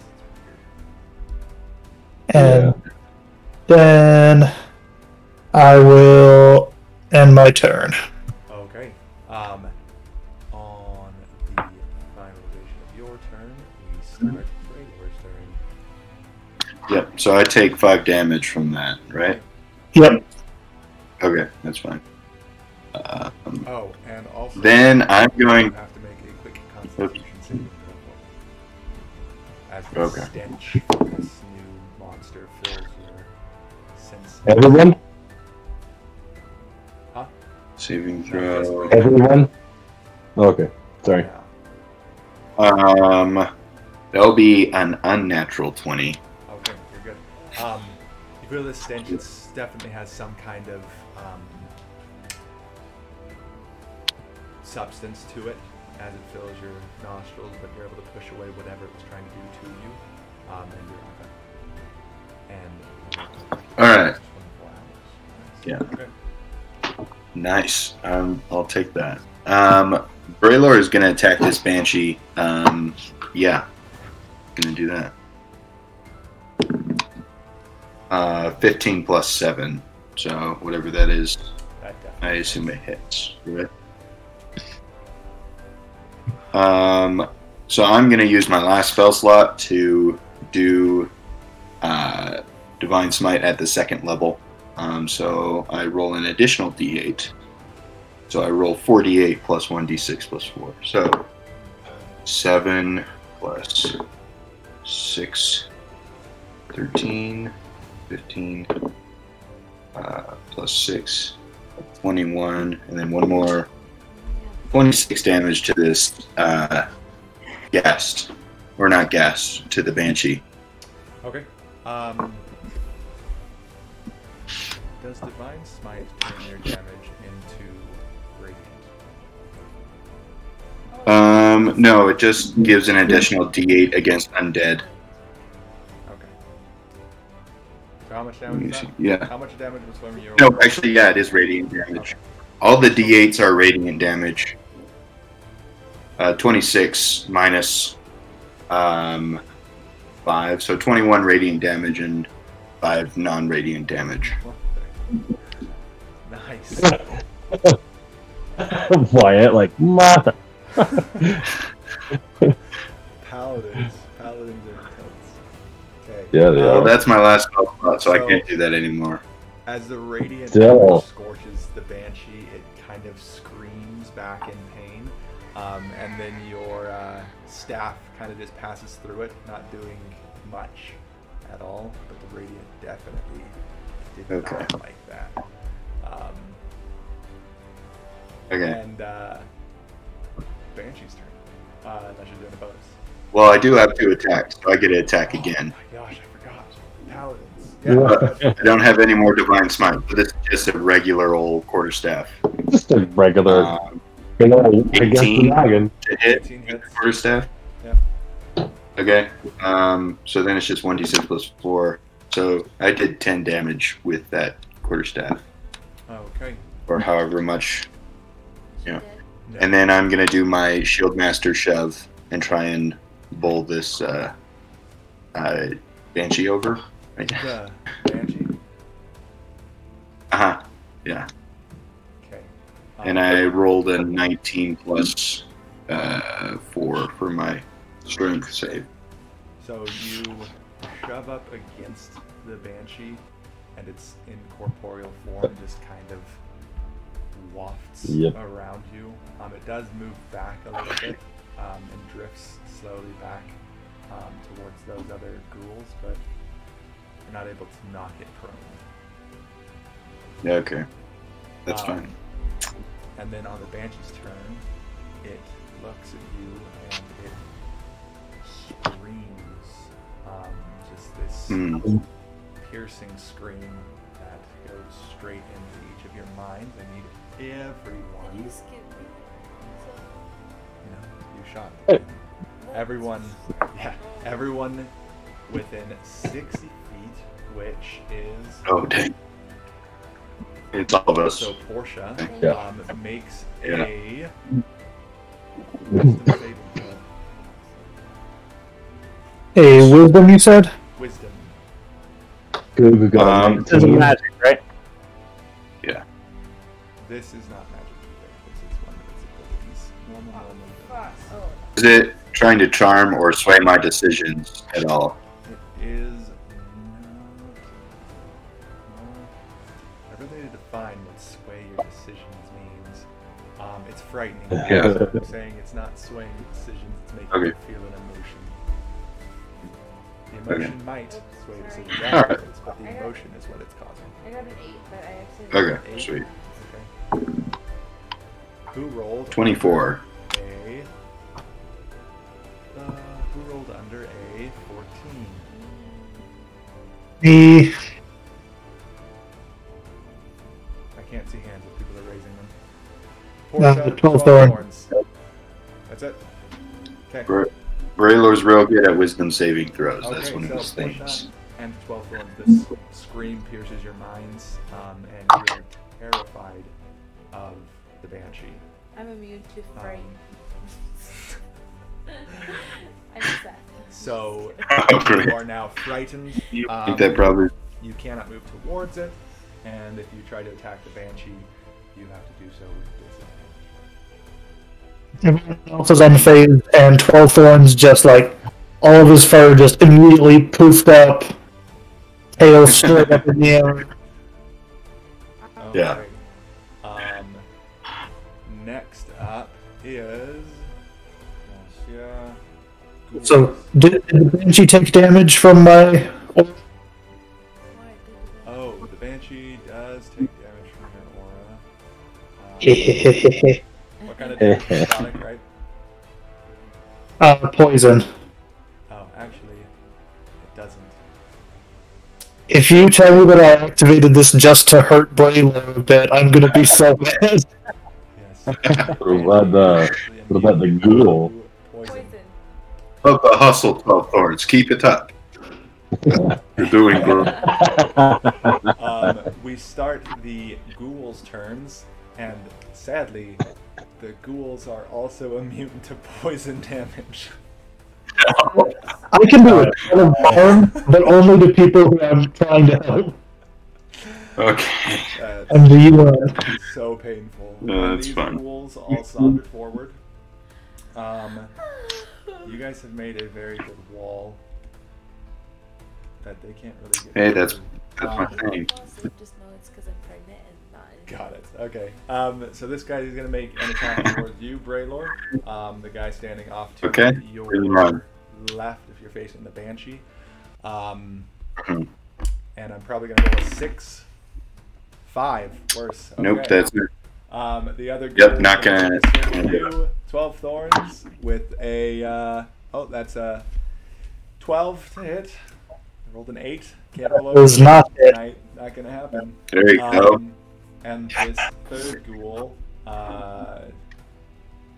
is gonna just stand back behind everyone because it can't really pass you guys. It's just a And It get can through the try. mass It bodies. does half movement past, and it'll No, just be an no, idiot and no. walk back, which fine. no, just have it go back to where it was. Why? No, yeah, it's just gonna sit there Yeah, and wait. I Yeah, guess. just have it go back and go to sleep. And then that ghoul up by you, Teagle, is gonna make one last ditch effort to try to do something with. Look at that, a 4, so 6 to hit. Oh, nice.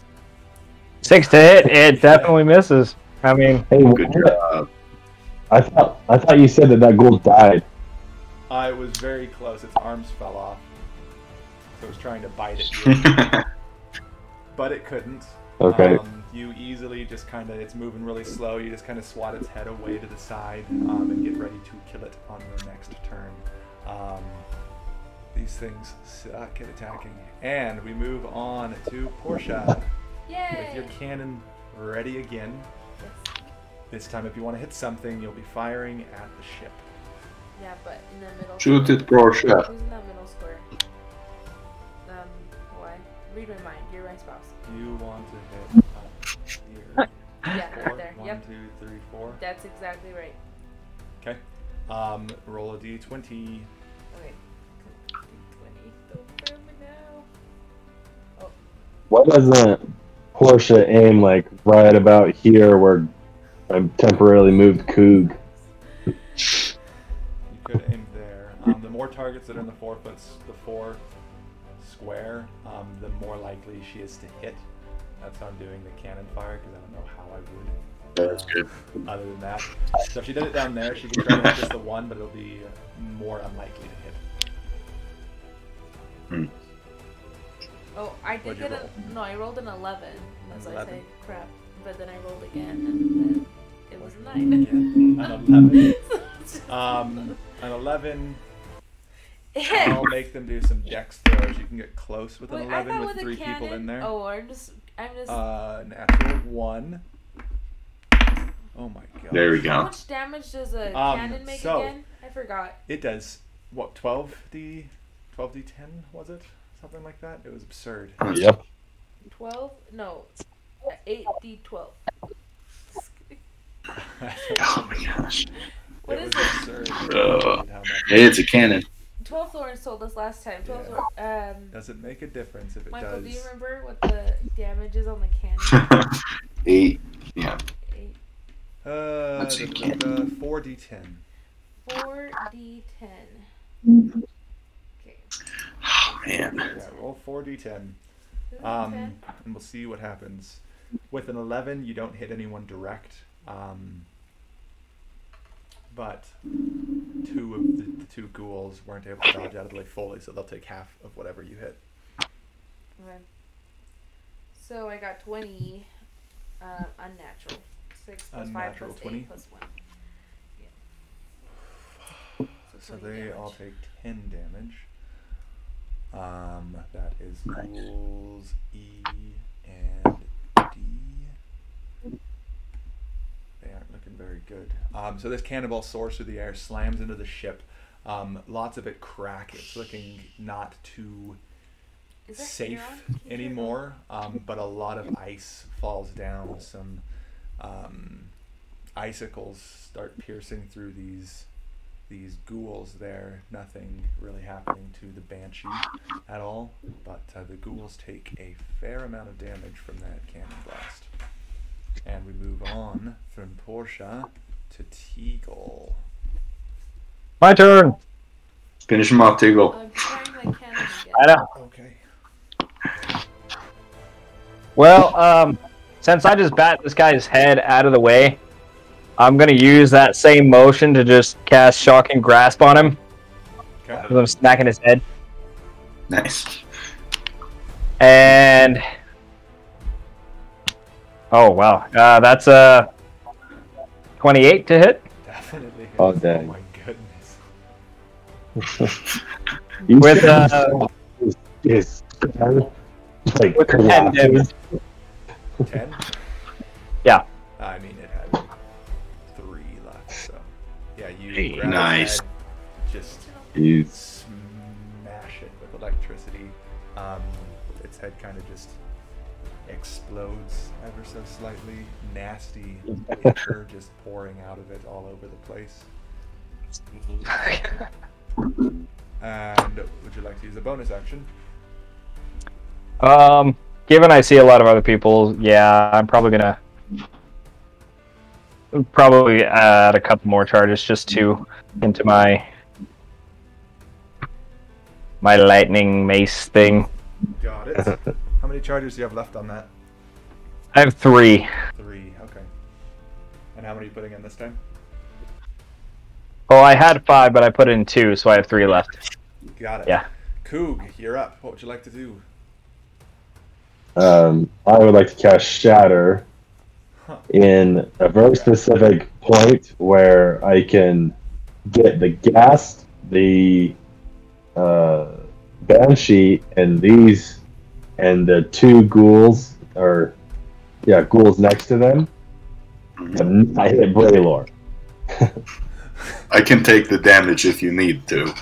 Don't worry about me.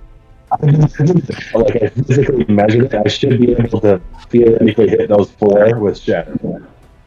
So, I'm going to cast it as a level 3 spell, which is 4d8 damage, and they have to make a Constitution saving throw of 14 or higher. Higher than 14, sorry. And they would take 19 damage. If they fail, they will take half that if they succeed. What sign is that again? Con? Sorry? Constitution 14. Hey, does this mean I can attack twice every turn? Yeah, but I'm letting that be you loading the cannon and firing. Yeah. Yeah. But Yeah. I still can do that. Yeah.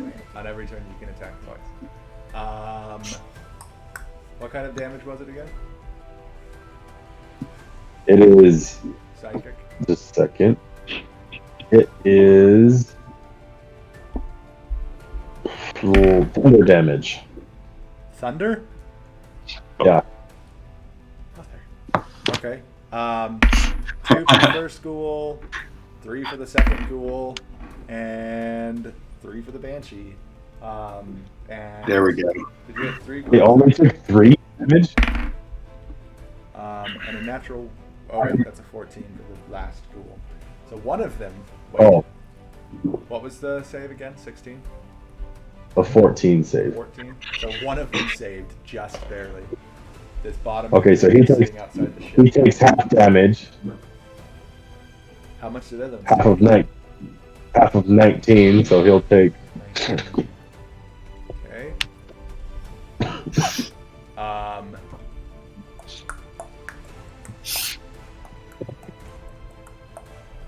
That guy is dead and dead. And Yes. There we go. Yeah. Nice. One. So you slam these guys with that thunder wave, I guess, and 2 of the ghouls just are just blasted to bits as they fly off of the ship out into the water. Yeah. The Banshee Yeah. doesn't seem to be affected too much by it. It kind of just makes her body kind of mist a little bit, and she just reforms back to normal. And the third ghoul is looking bad, but not quite dead. Okay. Now, are you removing them as they die? Because I'm not updating. This guy, Gonzo. This guy, Gonzo. This guy up here, Gonzo. Nice. Forgot about him. Okay. Oh my God. Good. You guys are making There we go. Like that. Real quick after that big blast. Well, actually, I think we're gonna be done at 9:30, right? We're probably not gonna do a break. We're gonna, Okay. we're just gonna keep going. We're not gonna do a break, because When our kids we're arrive, probably that's when gonna it's have gonna to be end over. whenever our kids show up. So, and that's anywhere from 9:30 Cool. on, I think. So, Now after my wolves turns. wolves, Yeah, my wolves are gonna attack the not the Banshee. They are specifically going to attack this one is a Ghast, correct? yes, the ghast. getting out that Who goes ship, first? your wolf wouldn't be able to go out that side of the ship.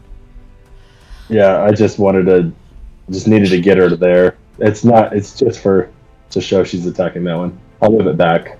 Okay, she can attack you. Okay, yeah, from your spot. Okay, She go gets a ahead. 16 to hit. 14 hits. 16. So she's +2, so it's a 16 to hit. 16 And she does 3 damage. And then Julian goes, he has a +3 to his hit. He gets a 17 to hit and does 4 damage as well. I don't know. Okay.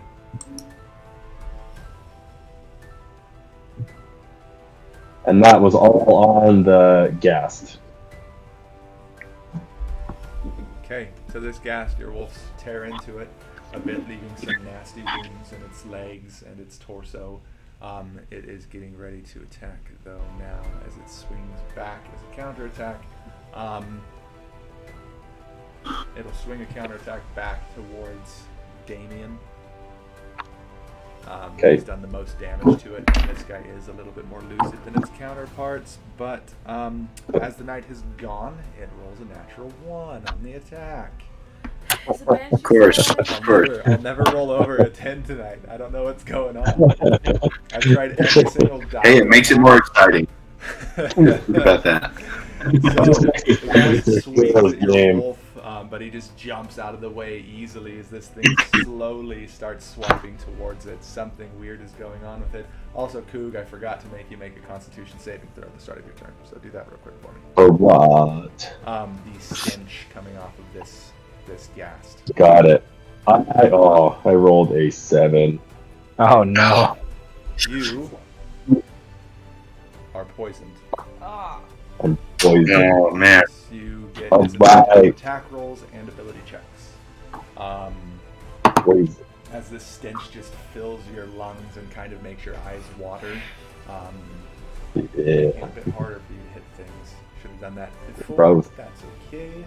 And from the ghast, we move to 12 thorns. Unless you have a bonus action. Dude, I would like to give. We're good. Okay. 12 thorns, you are Yeah, out. I already have. You still have your bardic inspiration, don't you? Yeah, I do. I haven't used Bardic yet. Okay.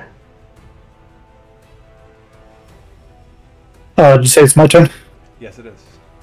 Yeah, just wanted to make sure. It went a bit staticky. Well, I'm definitely getting far, far away from this banshee. So I'm gonna use my. No, I'm not gonna use any bonus actions. I'm just going to try and run up this way.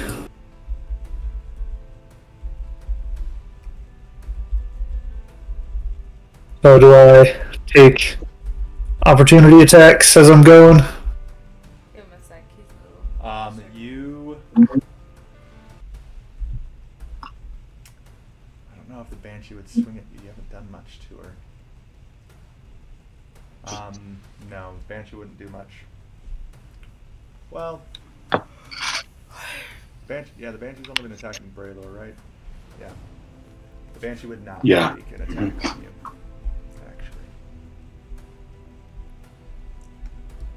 Okay, so I'm gonna get out of there, and then I'm about to make that banshee. Oh no! If I attack the banshee, I have disadvantage, right? You do.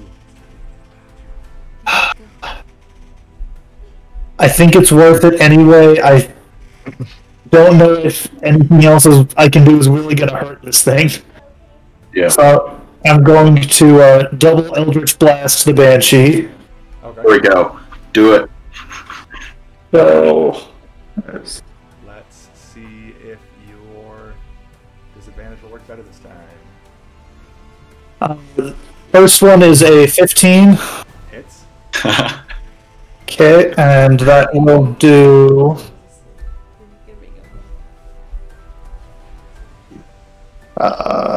the 7 damage.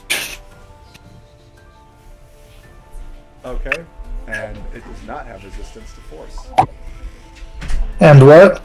It doesn't have resistance to force damage, so... Yes. There you go, dude. Something that's actually working. Yeah.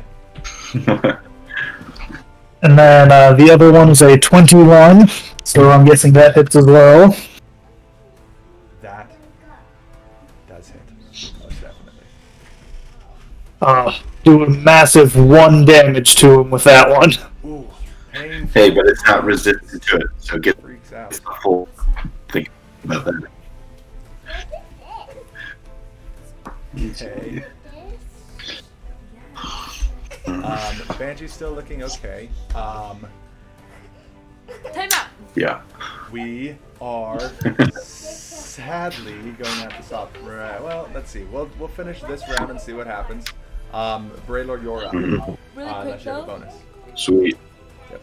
Okay. I can still hear, but I won't be. So I'm just gonna attack twice.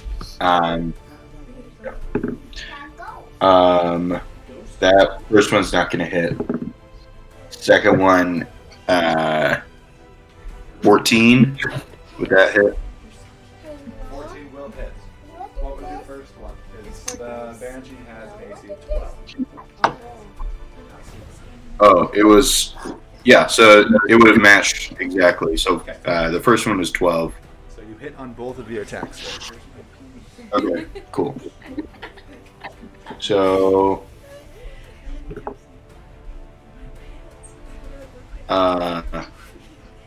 15 damage between the both of the attacks. Okay. This And then I'm is not looking very good. It's kind of parts of it are Sweet. kind of fading and out of existence, and it's just disappearing slowly. Yep. Good night. And as my bonus action, I'm going to burn my channel divinity to do the divine challenge against this banshee. Okay. It has to make a AC, not an AC. It has to make a DC 14 Wisdom save, or only attack me. I almost want to say I just fail already because Oh wow! I rolled a 15. You want Venmo instead? Oh. All right, that's fine. That's all right. That's Braylor's story. Okay, so it does not pay attention to at all with your divine challenge. Yeah, This is so close to being that's fine. over, so I think you guys are going to be listening to my kids talk for a little bit, so we can just finish this up. They're okay. What's wrong? Did you Just so get the you bottle? guys know. I couldn't find the bottle. I will go check again. And after Braylor's turn, it's the Banshee's go. She's going to take a swing at you, Braylor. See if she can hit. Can I use one of your dice? Give me your dice. I'm going to use Amy's dice. No, and don't see do if it. she has any luck. No, I have good dice. Yeah, you do. Oh, Take man. them. Amy has such good dice. Here we go. Be really quiet, okay? Let's see if the Banshee can do anything. It's so cold. The Banshee can't. Yeah, that's a 9 to hit. Yeah, no chance. Okay. And then There's a after 5-minute that, break. They're gonna go to the we move on to Portia, followed by Tingle. This Go take the bottle. Yes. I am going to use a cannon again on the Banshee, so I have a disadvantage, right? Like that. I'm gonna go right here. Hold on. Yeah. I can't hear it. Don't worry about damaging Braylor with a cannon. He's got some stuff that will help.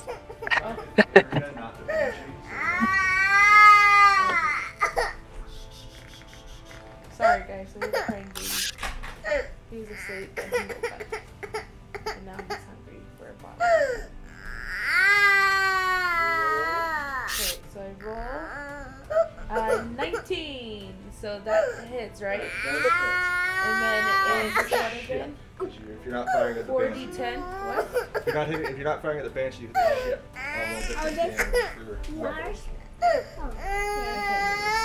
If you're not firing at the Banshee, you're shooting at the ship, so you don't get disadvantage. Okay, great.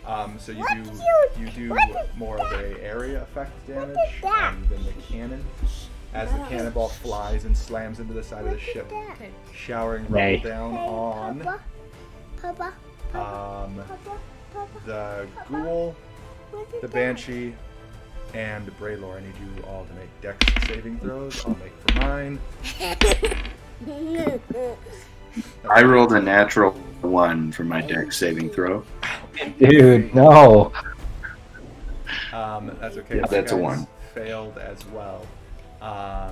So What? that I think had that means for 18. that I can't remember what much I 3d6. Roll 3d6 for me, Ames. Ames, roll 3d6 for me. 3d6. See what kind of damage they take. Is there a chance I can give Brailer advantage or anything since I'm right there? Can I assist him? 6 plus 6 plus 2, 12, 14. In this specific thing, I don't think so. 14. Dang it. 14? Yeah. Okay, so I thought everyone you said takes... 3d6. What if he extends his bardic inspiration and I help Everyone him? takes 6 plus Oh, 14 You damage. do have Bardic Inspiration. I don't know if that will help you if you rolled a natural I one. do. Oh, yeah, but I rolled a nat 1, so yeah, that's not gonna... So you watch this cannonball slams into the side of the ship, tearing out a huge chunk of it. A lot of it falls down into the water. Some gold spilling over as well. It's shallow though, so not too bad. The Ghoul, he crumbles with the ship itself and falls apart, dead. The Banshee you just did enough Wait, I got a damage that critical she- because if I roll a 19 or a Play 20, again. it is And natural. play on again. Why would Play I do that again. with a cannon? Play again. You do have that. Play again. Well, I mean, either way, they're both dead. Okay, So- great. Amy technically got a critical and wiped out both of them. Again. Roll it again? Okay, look. As this boat falls away, you see the Yes. incorporeal form of the Banshee just disappear into mist with the boat. And the ghast... Is the ghast not dead? It's not. Oh, the ghast is not dead. I Frick. had to make that for him too then. But he rolled a 17. That's my best roll of the night. Besides the crit, it gets 12. Of course. Of So course. he saves, only taking half 14, which is 7. He's still good. But the other two, they're gone. And we move to the top of the round, which is now T-Goal still. All right, so- That's Maddox. The thing didn't update for me, so who's still alive and who's dead? Sorry, I'm not gonna update the map. I'm looking. But only the ghast in front of me is alive. Yeah, only Yeah, the ghast. everything else is gone. Okay, can I run up, let's see, 5, 10, 15, 20, 25. I can move to right there, I believe, right? Yeah. Yeah, definitely. And would that give me flanking advantage too? Not quite. If you just move over one space, though, yeah. Technically, I don't have enough we're going space for that. I only have a speed of 25. So I'll take it as it is. You can technically move Yeah, there. you can move What? it a diagonal, because I do diagonals. Yeah, you can move it a diagonal to move there. So yeah. Oh, that'd be good then. Okay, I'll do that. Definitely instead of flanking on that. Perfect. Alright, I'm gonna smack this guy. Let's see how that works. Alright, I got a 24 to hit. That definitely hits. You are rolling great today. Yeah, you I yeah, am rolling yeah. fantastic today.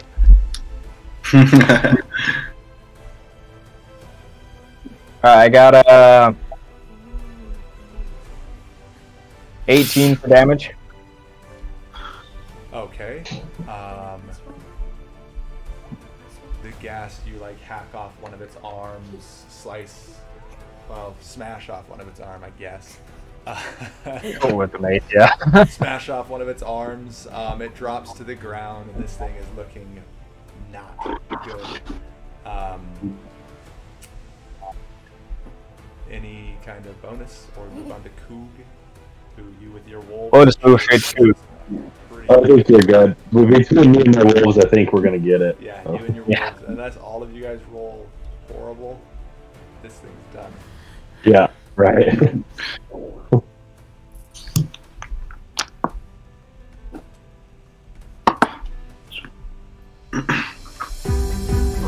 Whose turn? Is it mine? What?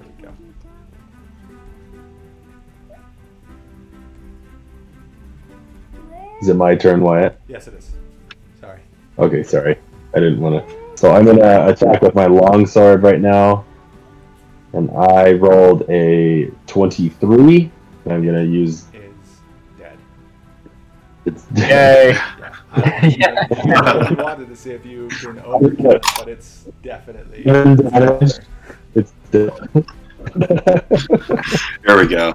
That's good. So yeah, you Alright, so I use just one like last this little thing in half. swing to this guy, and he is hacked He's like, down the middle. scares him to death. Dead as A doorknob. everyone else.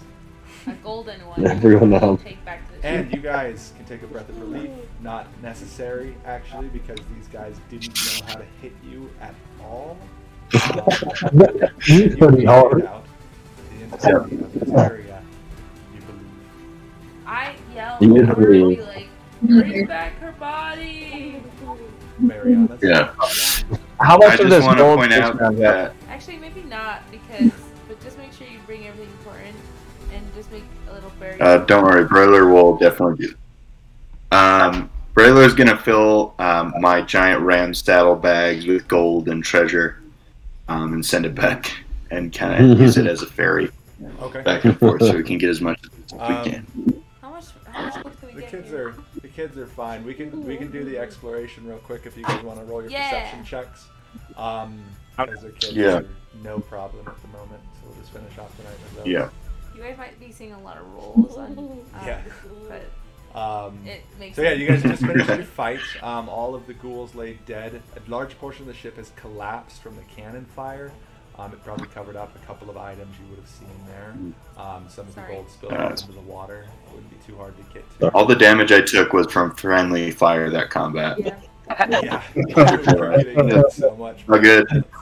All good. That's what Broiler's for. He's a tank.